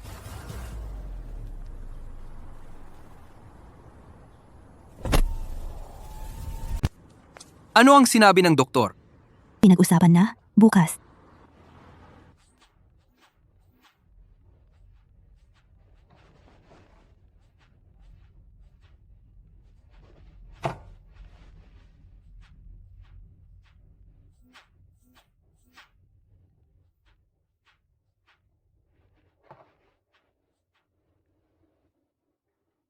Bumalik ka na? Kumain ka na ba? Bukas, kailangan kong magtrabaho sa probinsya. Bukas na ako aalis. Ngayong gabi. Subukan natin. Ang bago. Ayusin ko muna ang gamit ko. Maraming lugar si Qian Hongliang sa labas. Pero ang mga babaeng ito, mahigit kalahating buwan na nila, hindi nakikita si Qian Hongliang. Madalas ba silang pumunta doon? Hindi naman madalas, isang buwan, isa o 2 beses lang. Siguradong marami pang babae na hindi mo pa nakita. Sa araw-araw, bukod sa'yo, ang pinakamatagal na laging kasama ni Lolo Kian ay yung driver niya.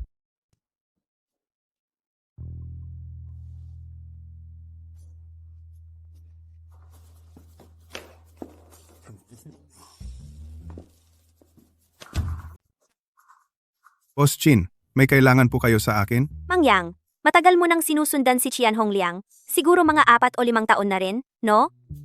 Ngayon tumakas siya dala ang pera. Sakto, kailangan ko ngayon ng bagong driver. Ikaw na lang ulit ang maging driver ko. Tataas ko ang sahod mo ng 10%. Kumusta? Ayos ba yon? Salamat po, Boss Chin. Sa mga taong kasama mo siya, siguradong marami kang nagawa na hindi ko pa alam. Di ba? Pwede mo bang ikwento sa akin? Trabaho lang po ang lahat. Saan ba madalas pumunta si Boss Qian? Kung saan niya ako utusan, doon ako pumupunta. Mang Yang, ngayon tumakas na si Lao Qian. Kung hindi kita kukunin bilang driver, malamang mawalan ka ng trabaho, di ba? May pamilya ka pang binubuhay, tama? Totong hindi ko po talaga alam, Boss Chin. Matandang Yang. Naalala ko, sa Anti-Elementary School, mayroong grade 3, section 7, na ang pangalan. Yang Juan Juan. Anak mo siya, di ba? Oh, anak ko siya. Kung ganun, ayos lang, sabi ko na nga ba. Kung hindi mo maalala, mag-isip ka lang ng dahan-dahan. Ngayong gabi, magpapapunta ako ng tao para sunduin siya. Chinzong, naalala ko na. Palagi siyang pumupunta sa Shanshui Liwan Subdivision. Pero hindi ko alam kung anong unit siya nakatira.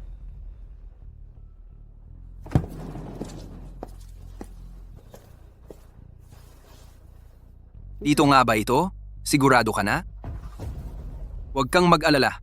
Kung bumalik si matandang Qian, sasabihin ko na wala kang kinalaman. Tanda ko dito nga talaga. Noon, pinahatid niya ako ng gamit para sa kanya.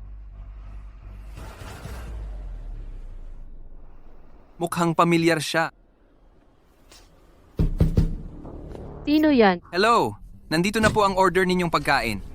Zhang Xiao. Yang Naijia tabi ka nga. Naistorbo kita.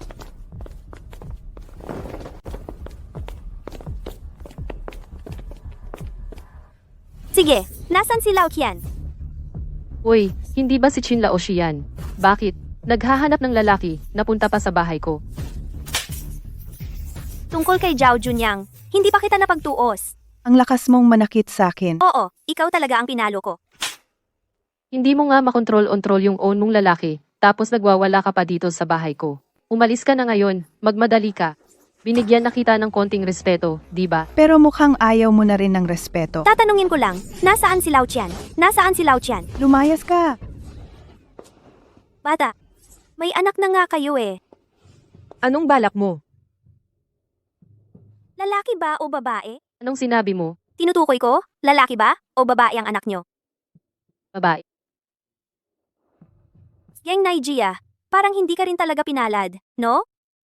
Para kang nababaliw dyan, may topak ka na yata. Kung tama ang hinala ko, bihira na lang dumalaw si Lao Qian, di ba? Kung pumupunta man si Lao Qian o hindi, Ano bang paki mo? Yang Naijia, pinapayuhan kita. Magising ka na sa realidad. Ang yaman-yaman ni Lao Qian. Bakit dito ka pa rin nagtatrabaho sa ganitong lumang lugar? Kahit tumaas pa ng 10 beses ang presyo ng bahay dito, hindi pa rin yan papantay sa barya lang sa amin. Ano ba talaga ang gusto mong sabihin? Hindi ka naman talaga papakasalan ni Lao Qian. Hindi mo na kailangan problemahin yan para sa akin. Ngayon din, umalis ka na dito. Wala naman akong gustong pag-usapan pa sa'yo. Kung sakaling magsisi ka balang araw, tandaan mong pumunta ka sa kumpanya para hanapin ako. Hinihinala kong ang araw na iyon, hindi na rin siguro malayo.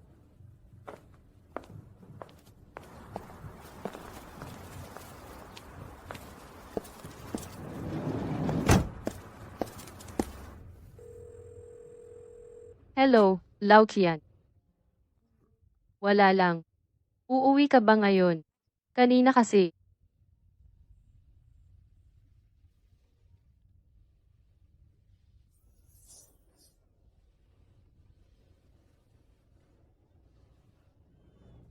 Magmaneho ka na. Sandali lang. Umalis na ba si Chinzong? Bakit wala dito si Lao Qian? Bakit ka naghihintay pa rito? Sabihin mo muna sa akin, bakit hindi pa kakasalan ni Lao Qian si Geng Naija? Si Lao Qian ay isang napakatradisyonal na tao. Matagal na niyang gusto magkaroon ng anak na lalaki. Sa lahat ng taon na ito, alam ko na palagi siyang naghahanap ng ibang babae sa labas. 4 na beses akong nagdalang tao para sa kanya. 4 na beses din nawala ang bata. Lahat sila ay mga babae. Eh sa tingin mo si Lao Qian, pwede kayang ipasa niya ang mahalagang bagay sa mga kamay ni Geng Naija? Imposible yan. Kahit ako, hindi niya pinagtitiwalaan. Tapos siya pa kaya? Ikaw ang legal niyang asawa. Lahat ng ari-arian ay pag-aari ninyong dalawa. Pero hindi ganun ang kaso sa kanya. Para lang makapwesto, mas tapat siya. May punto ka dyan. Pero, hindi tayo pwedeng umasa lang kay Geng Naija lang. Ano pa ba ang pwede nating gawin? May isa pang paraan. Sabihin mo.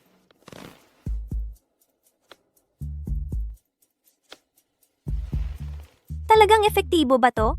Subukan mo lang. Malalaman mo. Kailan ako tatawa? Mas mabilis, mas maganda. Hello? Pakiabot naman ng mensahe kay Boss Qian. Sabihin mong nasa akin ang gusto niyang bagay. Geng Naija, Lao Qian, ano ba ang sinabi mo kay Chin Siyu? wala naman akong sinabi. Ano ba talaga ang sinabi mo kay Chin Siyu? Lao Qian, ano bang nangyayari sa'yo? Totoo, wala talaga akong sinabi kahit ano. Si Chin Siyu iyon.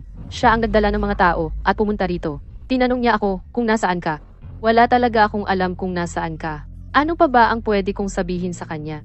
Tatanungin kita, nabanggit mo ba kay Chin Siyu tungkol sa usapan ng account book? Account book? Anong account book? Hindi mo alam? Lao Qian, ano bang nangyayari sa'yo ngayon? Dahil ba kay Chin Siyu kaya mo akong sinaktan?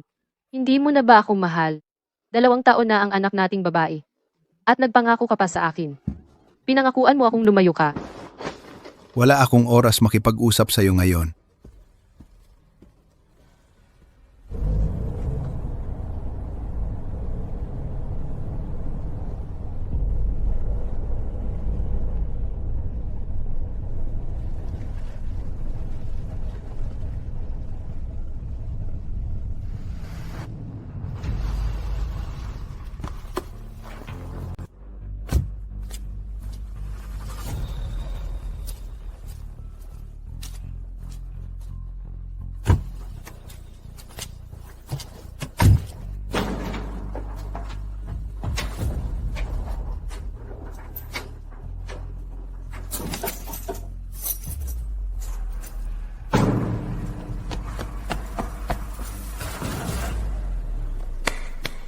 Oy, Lao Qian, Lao Qian. Sobrang maingat mo talaga ah. Kung hindi ako nagkakamali, yung hawak mong USB, yun na siguro ang kwaderno ng mga transaksyon mo, di ba? Sino ka ba? Ko si Zhang Xiaol. Mukhang hindi ako niloko ni Geng Naija. Wala naman siyang sinabi sa inyo. Tama. Chin Siyu, yung sinasabi niya na may ebidensya siya ng panunuhol ko at ipapasa daw niya ito sa opisina ng piskalya, mukhang palabas lang pala yun, ano? Tama? Kilala ko si Chin Siyu na babae. Hindi siya ganun katalino. Kung hindi ako nagkakamali. Lahat ng to, ikaw ang nagturo sa kanya, tama ba? Tama. Lao Qian, hindi ka na makakatakas. Mas mabuti pang ibigay mo na lang ng maayos ang USB. Zhang Xiaolv, akala mo ba panalo ka na?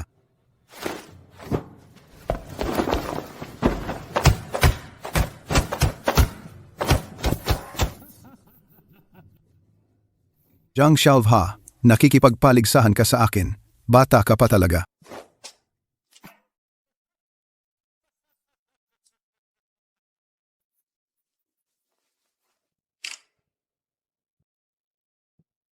Tapos na. Wala na talaga. Anong sinabi mo?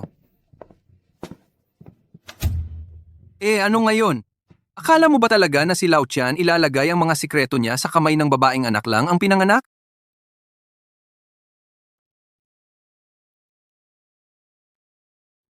Oo nga pala, Geng Naijia. Baka hindi pa ganun kalala ang sitwasyon. Nandito ka na, kain na tayo. Ang tagal mong nawala dahil sa business trip mo. Namiss na kita. May mga bagay lang na kailangang asikasuhin.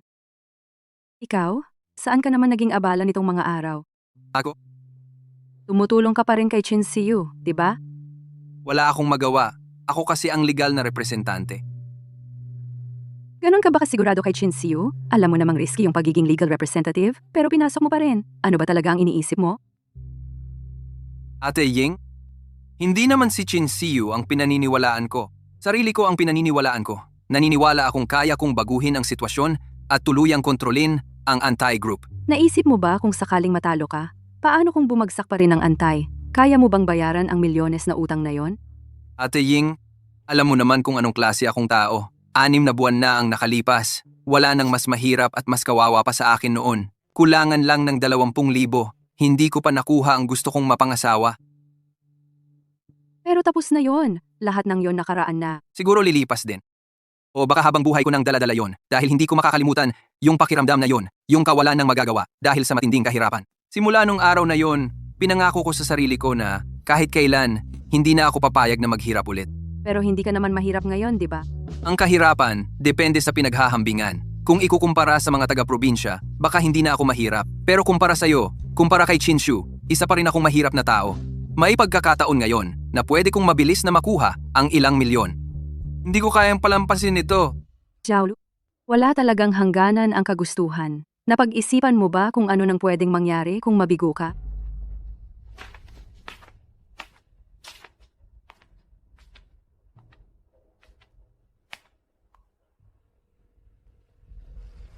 Chin Siyu, binabalaan kita kapag may nangyaring masama kay Zhang Xiaolu, hindi tayo tapos.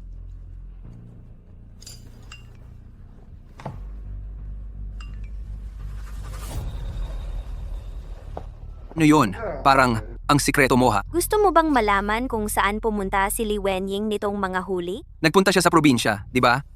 Saan pa ba siya pupunta? Alam kong pumunta siya sa probinsya, pero kahapon pa siya bumalik? Bali ngayon pa lang siya umuuwi, di ba? Anong ibig mong sabihin? Wala namang ibig sabihin.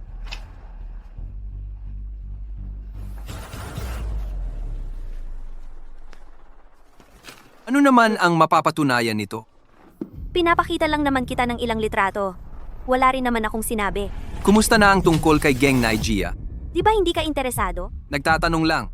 Minsan talaga, nagdududa ako kung paano tumatakbo yung utak mo. Paano mo ba nalaman na yung mga ebidensya ni Geng Naijia, wala namang banta kay Lao Qian? Kasi nakita ko mismo si Lao Qian. Talagang matalino siyang tao. Ibig mong sabihin, palpak ang plano mo nung araw na yon? Sayang naman. Ngayon, anong gagawin natin? May paraan pa ba? Meron. Anong paraan? Simulan mo muna sa pagkwento kung anong mga ebidensyang hawak ni Geng Naijia. Karaniwan na lang, bribery at tax evasion. Wala namang direktang ebidensya laban kay Lao Qian. Ang talino talaga ng taong yon.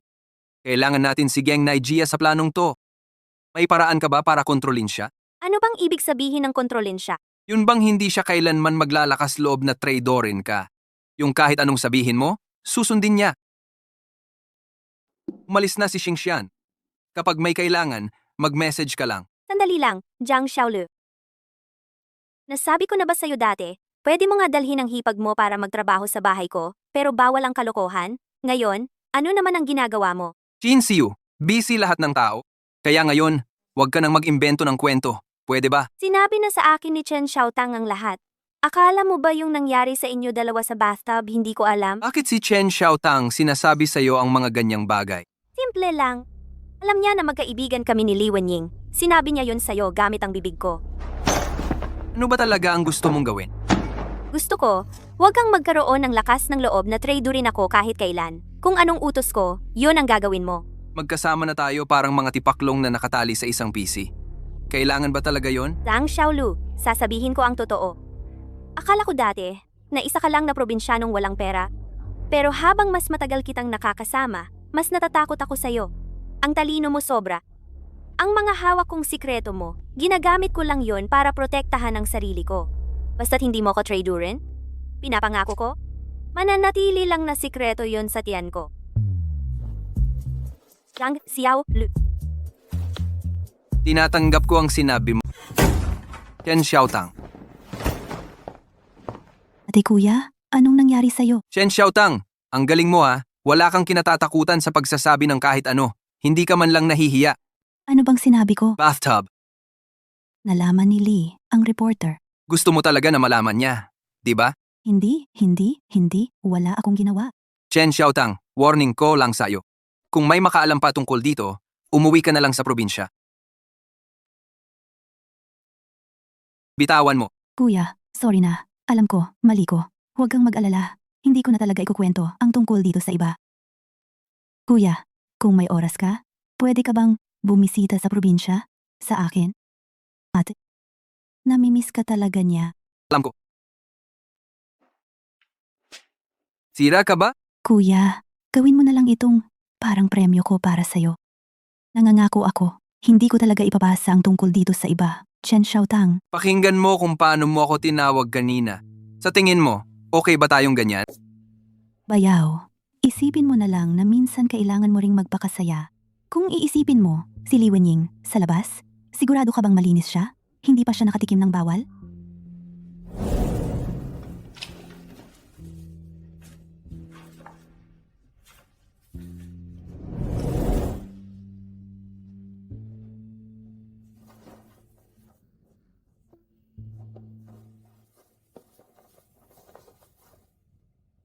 Sandali lang.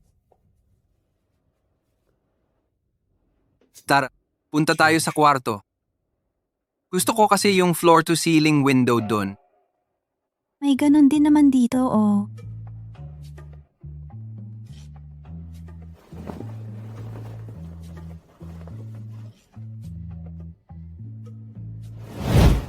Bayaw, mas astig ka kaysa kay Shen Lachiang. Huwag mo siyang banggitin sa harap. Teka lang, alam mo ba, noong isang araw, nagpa-check up ulit ako. At hulaan mo kung sino ang nakita ko. Liang Tian. Sino si Liang Tian? Hindi ko siya kilala.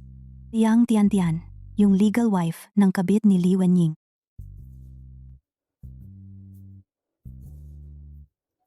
Nakaraan na lahat yon.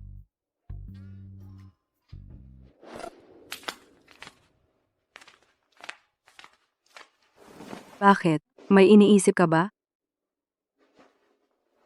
Medyo pagod lang ako nitong mga huli. Madali lang naman yan.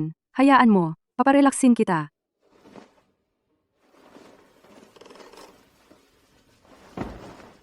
Ano ba talaga ang nangyayari sa'yo? Yung pagpunta mo sa probinsya, kahapon ka lang ba bumalik? Ano ibig mong sabihin? Nagtatanong lang. Pinag-iisipan mo akong hindi tapat? Sa totoo lang, gusto mo lang makahanap ng dahilan para maghiwalay tayo, tapos magsama kayo ni Chinsiu, tama ba? Hanggang saan na kayo umabot?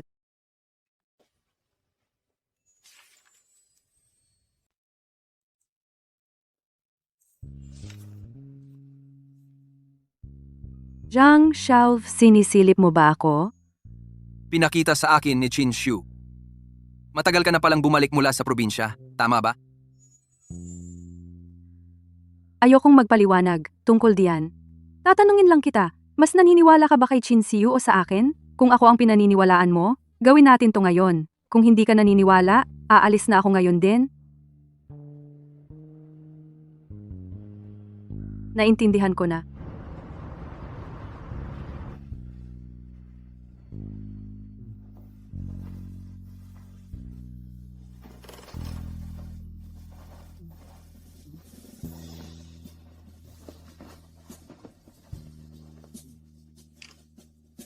Charles, ayokong magpaliwanag tungkol doon. Pero sa Diyos ko na isinusumpa, wala talaga akong ginawa na makakasakit sa'yo. Sa totoo lang, Pagod na talaga ako nitong mga nakaraan. Sobrang laki na ng pinagbago mo. Parang ibang tao ka na talaga, sa paningin ko. Nagpaalam ako sa trabaho. Gusto kong magbakasyon para lumayo saglit at mahimasmasan. Pag-isipan ko muna ng mabuti tungkol sa relasyon nating dalawa. Sa huli, hindi basta-basta si Chinsiu. Mahirap siyang pakisamahan. Mag-ingat ka sa kanya. Huwag mo na akong alalahanin. Hello?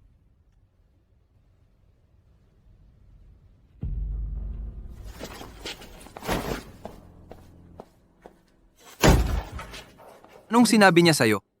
Sandali, uminom ka muna ng tubig. Huwag masyadong mainit. Ano talagang sinabi niya sa'yo? Hindi ba pwedeng wag ka munang ganyan? Natakot mo si ate ko? Pasensya ka na. Ayos lang, hindi mo kailangang humingi ng sorry. Chen Xiaoxia, pwede mo bang sabihin sa akin? Ano ba talaga ang sinabi niya sa'yo? Maagang pumunta rito si ate kanina, tapos kinausap niya ako.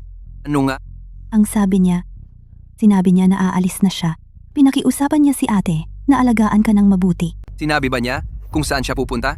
Bit-bit niya ang malita niya. Mukhang pumunta siya sa istasyon ng tren siguro. Zhang Xiaolu, ano sa tingin mo ang tingin mo kay ate ko? Ano bang tingin mo? Hindi naman pwedeng pumunta lang kapag gusto mo at umalis lang kapag gusto mo. Noong huli, nilaro mo lang din si ate ko. Ang tagal mong nawala? Naging concerned ka ba sa nararamdaman ni ate? Akala mo ba parang miss lang siya? Shen Xiaotang. Ate, hindi naman kita binubugbog. Tingnan mo nga mga sinasabi mo. Hindi ba dapat ka talagang paluin? Sa susunod, kaya ko pang disiplinahin ka. Ate, ginagawa ko lang to para sa'yo. Grabe ka, binugbog mo pa ako. Matagal ko nang gustong malaman. Bakit sobrang concern mo sa amin? Ni Zhang Xiaolu. Shen Xiaotang, may gusto ka ba kay Zhang Xiaolu? Ate, anong pinagsasabi mo? Mula nung nagbukas siya ng internet cafe. Lagi kang sunod-sunod sa kanya. Araw-araw tawag ka na ng tawag sa kanya bilang bayaw. Ano ba talaga, bayaw lang ba ang tingin mo sa kanya? O gusto mo na siyang maging asawa mo? Ate, huwag mo akong isipin ng ganyan. Ginagawa ko lang to para sa'yo. Alam mo ba na, may problema ka sa pagsisinungaling mula bata ka pa? Pag nagsisinungaling ka, lagi mong tinititigan ang sahig. Sobrang kilala na kita. Hindi ko lang talaga gusto na ipahiya ka.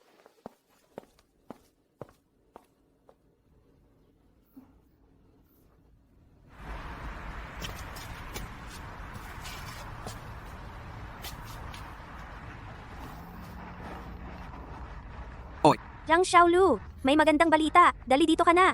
Wala akong oras. Anong sinabi mo? Wala talaga akong oras ngayon. Zhang Xiaolu, gusto ko na ngayon na pumunta ka dito agad. Kung hindi, sasabihin ko kay Li Wenying yung tungkol sa'yo at kay Chen Xiaotang. Sige, sabihin mo na lang.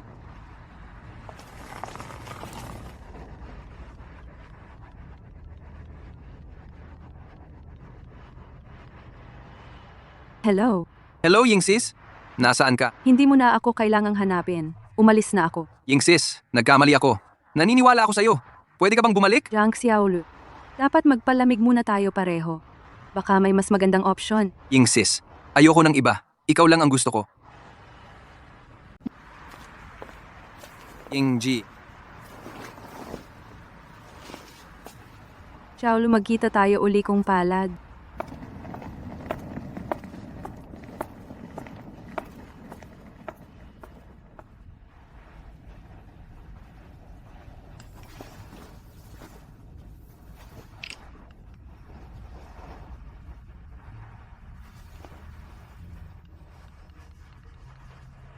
Xiaolu, bilisan mo na dito. Kung hindi, may mangyayari. pupunta ako sa'yo bukas ng umaga. Xiaolu, sa wakas, naisipan mong pumunta. Totoo bang hindi ka natatakot? Yung tungkol sa'yo at Chen Xiaotang, ipapaalam ko ba kay Li Wenying? O sa tingin mo, na maniniwala siya sa'yo? Tumigil ka na sa kalokohan mo. Ano bang nangyayari sa kanya? Tinanong kita, sagutin mo. Ayusin mo ang intindi mo. Ngayon, ikaw at yung bulok na kumpanya ang lumalapit sa akin para magpagawa ng bagay. Mag-ingat ka sa ugali mo. Pagkatapos nung huling nangyari, naniniwala siyang si Lao Qian ay hindi na siya pakakasalan. Kaya nitong mga araw, madalas niyang hinihingi kay Lao Qian ang pera. Pero si Lao Qian, 2,000 piso lang ang binigay sa kanya. Nagdesisyon siyang makipagsabwatan sa atin para kalabanin si Lao Qian. Paano natin masisigurado na hindi siya magsusumbong kay Lao Qian? Ibig mong sabihin? Para mahawakan mo sa leeg ang isang tao, kailangan may hawak kang pinakamalakas na panakot sa kanya. Halimbawa, Mag-video. Video niya kasama ang isang lalaki habang ginagawa yon. Hanggat gusto niya pang manatili sa eskwelahan, hindi siya maglalakas loob na suwayin ka. Bukod pa rito, kapag nakita ni Lao Qian ang video na yon, tuluyan na siyang iiwanan nito. magandang ideya. Gang Naija, narinig mo? Wala akong reklamo. Basta ba ipapangako ninyo sa akin, pagkatapos nito'y bibigyan ninyo ako ng pera. Gagawin ko ang kahit ano. Zhang Xiaowolf. Sige na, ikaw na. Shin Xiu, anong ibig mong sabihin? Anong ibig kong sabihin? Ikaw lang ang lalaki rito. Kung hindi ikaw, sino pa? Minsan ko lang naman binabaan ng telepono. Kailangan ba talaga yan? Kailangan. Zhang Xiaowolf, tama ka. Para mahawakan mo sa leeg ang isang tao, kailangan may hawak kang pinakamalakas na panakot sa kanya. Ang tungkol kay Chen Xiaotang ay hindi naman gaanong seryoso. Kahit may record siya ng pagpapalaglag, wala rin namang kaso. Pero, iba na kapag may video. Magkapareho naman ang layunin natin. Wala akong dahilan para kalabanin ka. Zhang Xiaovi, masyado kang matalino. Sadyang nakakatakot ang talino mo. Ginagawa ko lang ito para protektahan din ang sarili ko. Sa mga susunod na araw, basta magtutulungan lang tayo ng maayos. Walang makakakita sa video na to kahit sino. Shin Xiu, pinipilit mo talaga ako. Zhang Xiaoov, huling beses na to. Gagawin mo ba o hindi? Uy, Wen Ying. Anong ginagawa mo? Wala lang. Bukasin, sabay tayong magkape.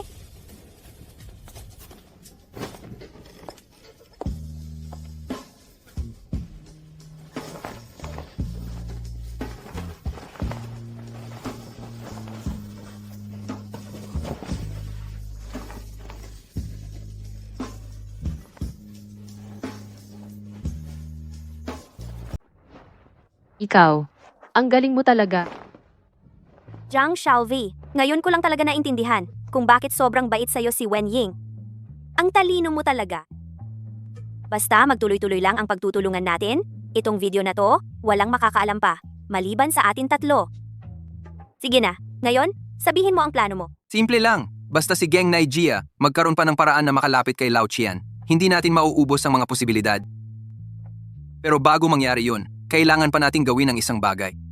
Ano yun? Pagpapalit ng pangalan ng legal na may-ari. Ganito lang talaga, para mapilit lumabas si Lao Qian. Zhang Xiaowol. Ang talino ng mga plano mo ah. Pagkatapos ng pagpapalit, para kang isda sa dagat, malaya kang lumangoy kahit saan, para kang ibon sa langit, malaya kang lumipad. Kapag naging successful, makakakuha ka ng parte sa kumpanya. Kapag pumalpak, walang magiging epekto sa'yo. Ito lang ang paraan. Ikaw na lang ang magdesisyon kung magtitiwala ka sa akin. At dahil may video tayo, ano pa ang ikakatakot mo? Sino ang legal owner ngayon? Ikaw. Ako. Ikaw. Ano bang basihan mo kaya ako maniniwala sa'yo? Sinabi ko na nga, ito lang ang tanging paraan. Nasa iyo kung maniniwala ka o hindi. Kung hindi ka maniwala, wala ka namang talagang talo. Pinakamalala, hindi mo lang makukuha ang pera. Kung maniwala ka, agad mo nang gawin ang paglipat ng pangalan ng legal na may-ari. Gaano ka kasigurado? Mga 5%. Pwede ang paglipat ng legal na may-ari, pero kukunin ko lahat ng shares mo. Hindi pwede.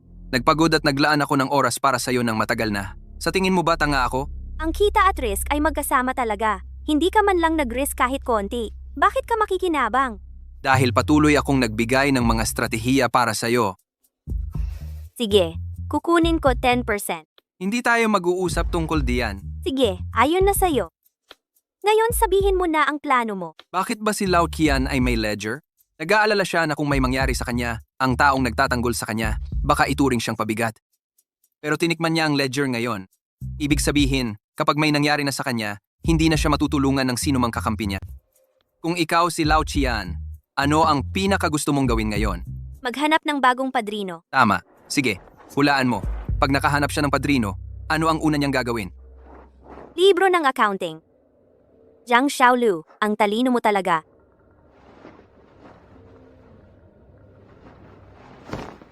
Pero, bakit kailangan ako ang maging legal na may-ari? Dahil ikaw lang ang kayang ipitin si Lao Qian hanggang dulo. Anong ibig mong sabihin? Yang marriage certificate mo ngayon, iyan ang pinakamalaking alas natin. Sigurado ka bang gagawin natin? Chinzong, ang buhay parang isang malaking sugal. Pwede kang yumaman at hindi na mag-alala sa buhay. o makulong at siguradong kasali ka pa rin? Ano ang pipiliin mo? Zhang Xiaolu, sinasabi ko sa'yo, mas mabuting walang mangyaring masama dahil pag nagkataon, yung video niyo ni Geng Naija, unang-una kong ipapadala sa cellphone ni Li Wenying. Huwag kang mag-alala. Sigurado akong kaya ko.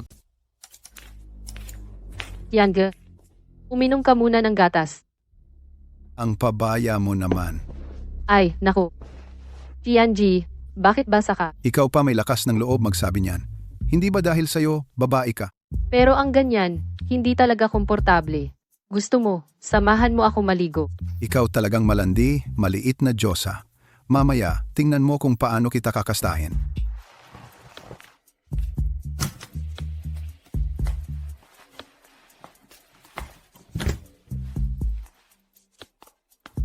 Bakit binuksan mo ang pinto ng ganyan?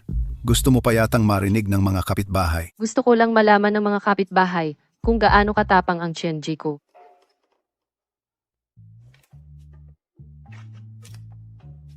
Ay, naku. Tianji, ang galing mo talaga. Tianji, ang astig mo talaga. Tiange, ang bilis mong natapos.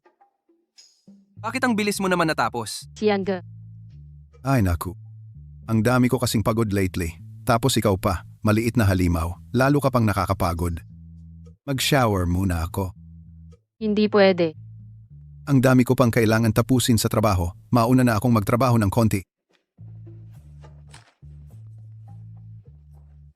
Maghintay ka muna dito kay kuya ha. Mamaya pag maganda na ang mood ko, papakasaya ulit tayo. Ay naku.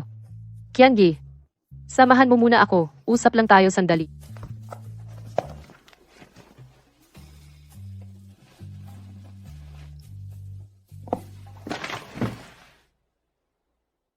Anong tunog yun?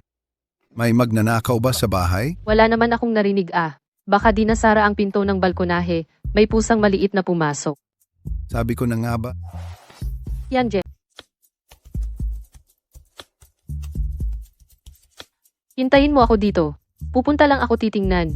Babalik ako mamaya para bigyan ka ng Thai style na masahe. Sige, pumunta ka na.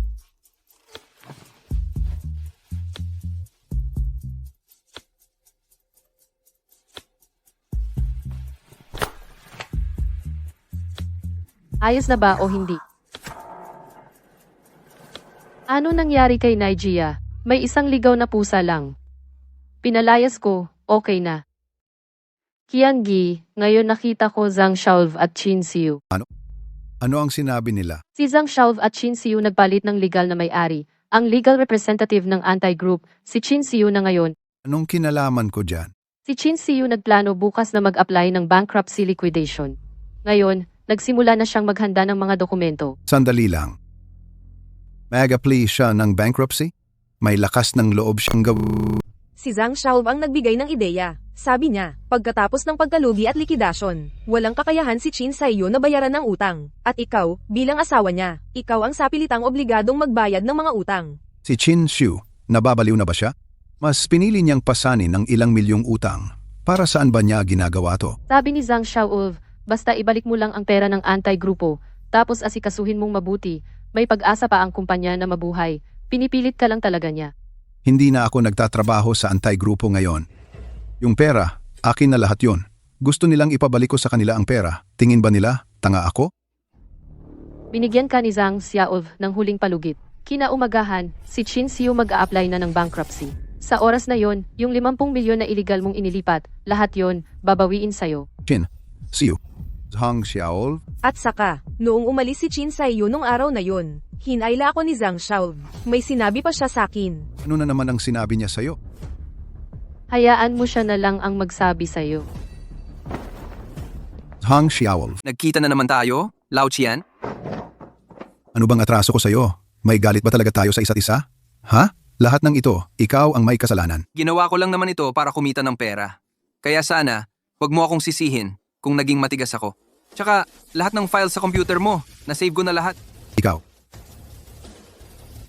Wag mo rin siyang sisihin. Para rin ito sa anak mo. Anak mo.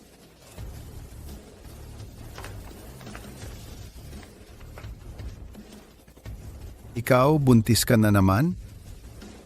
Ngayon, lalaki na ang anak mo. Lao Qian, kahit ano pang sabihin, wala ka na talagang natira ngayon. Bakit hindi ka na lang magretiro habang successful ka pa?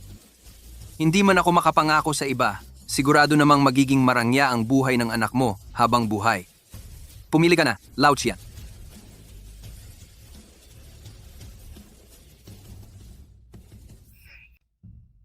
Bakit ka nandito? Bilang pinakamalaking shareholder ng Anti-Group, hindi ba dapat akong pumunta para tingnan ang galaw ng kumpanya? Zhang Xiaolu, talaga bang iniisip mo na makukuha mo ang 20% ng shares? Huwag mong kalimutan. Nasa cellphone ko pa ang video nyo ni Geng Naija. Hindi ka ba natatakot? Sa video? Anong video ang sinasabi mo?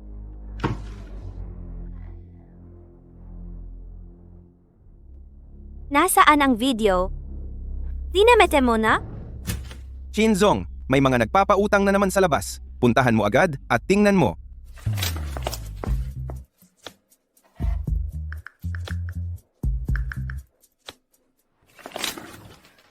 Zhang Xiaolu. Talagang na-underestimate kita. Hindi ko inakala na ikaw, na galing lang sa probinsya at nagtatrabaho sa napakaikling panahon, naging pinakamalaking shareholder ng Anti-Group. Bilang malaking shareholder, ngayon ko i-announce ang pinakabagong appointment sa kumpanya. Ikaw, natanggal ka sa trabaho. Hindi ka pwedeng ganon. Ako ang legal na may-ari. Ay, oo nga pala. Ikaw ang legal na may-ari. Ikaw at ang asawa mo si Lao Qian. Yung mga ledger ng tax evasion ninyo, parang nasa akin pa yata yun, di ba?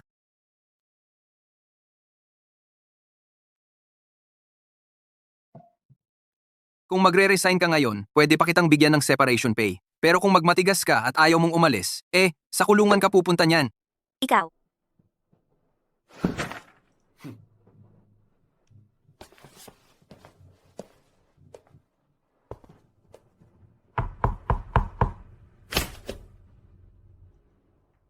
Dito ito sa Anti-Group. 5% ng shares, ilalagay ko sa pangalan ng anak mo.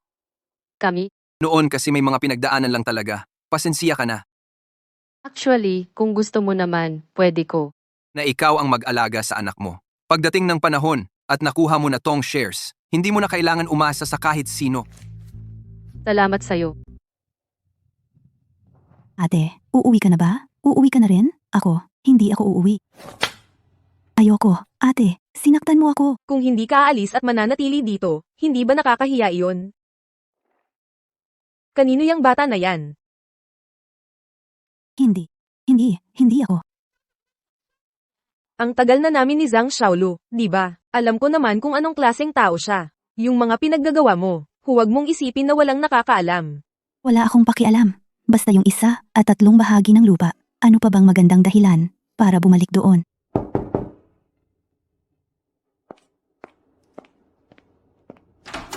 Xiaoxia. Noong nakaraan, hindi naman tayo nagpakasal. Siguro kasi, hindi pa talaga para sa atin. Pero lahat ng kabutihan mo sa akin itong mga taon na to, hindi ko nakalimutan. Kita mo naman ako ngayon. Maayos naman ang buhay ko. Kaya itong card na to, dapat kunin mo ito.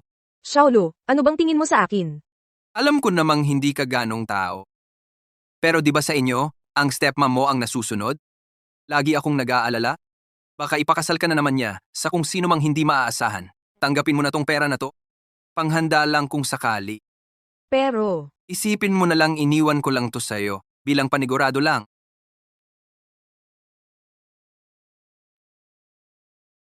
salamat, Xiaolu. May gagawin pa ako. Una na ako.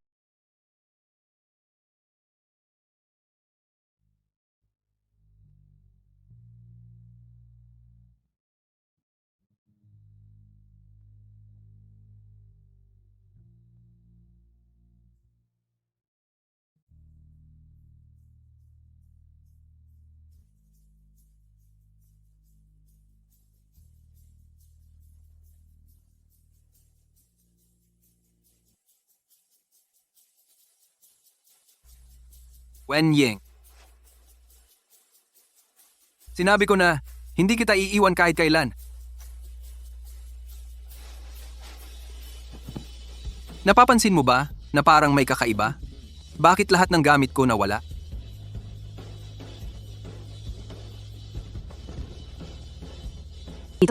Buksan mo. Gusto mo bang lumipat tayo sa bagong bahay ng magkasama?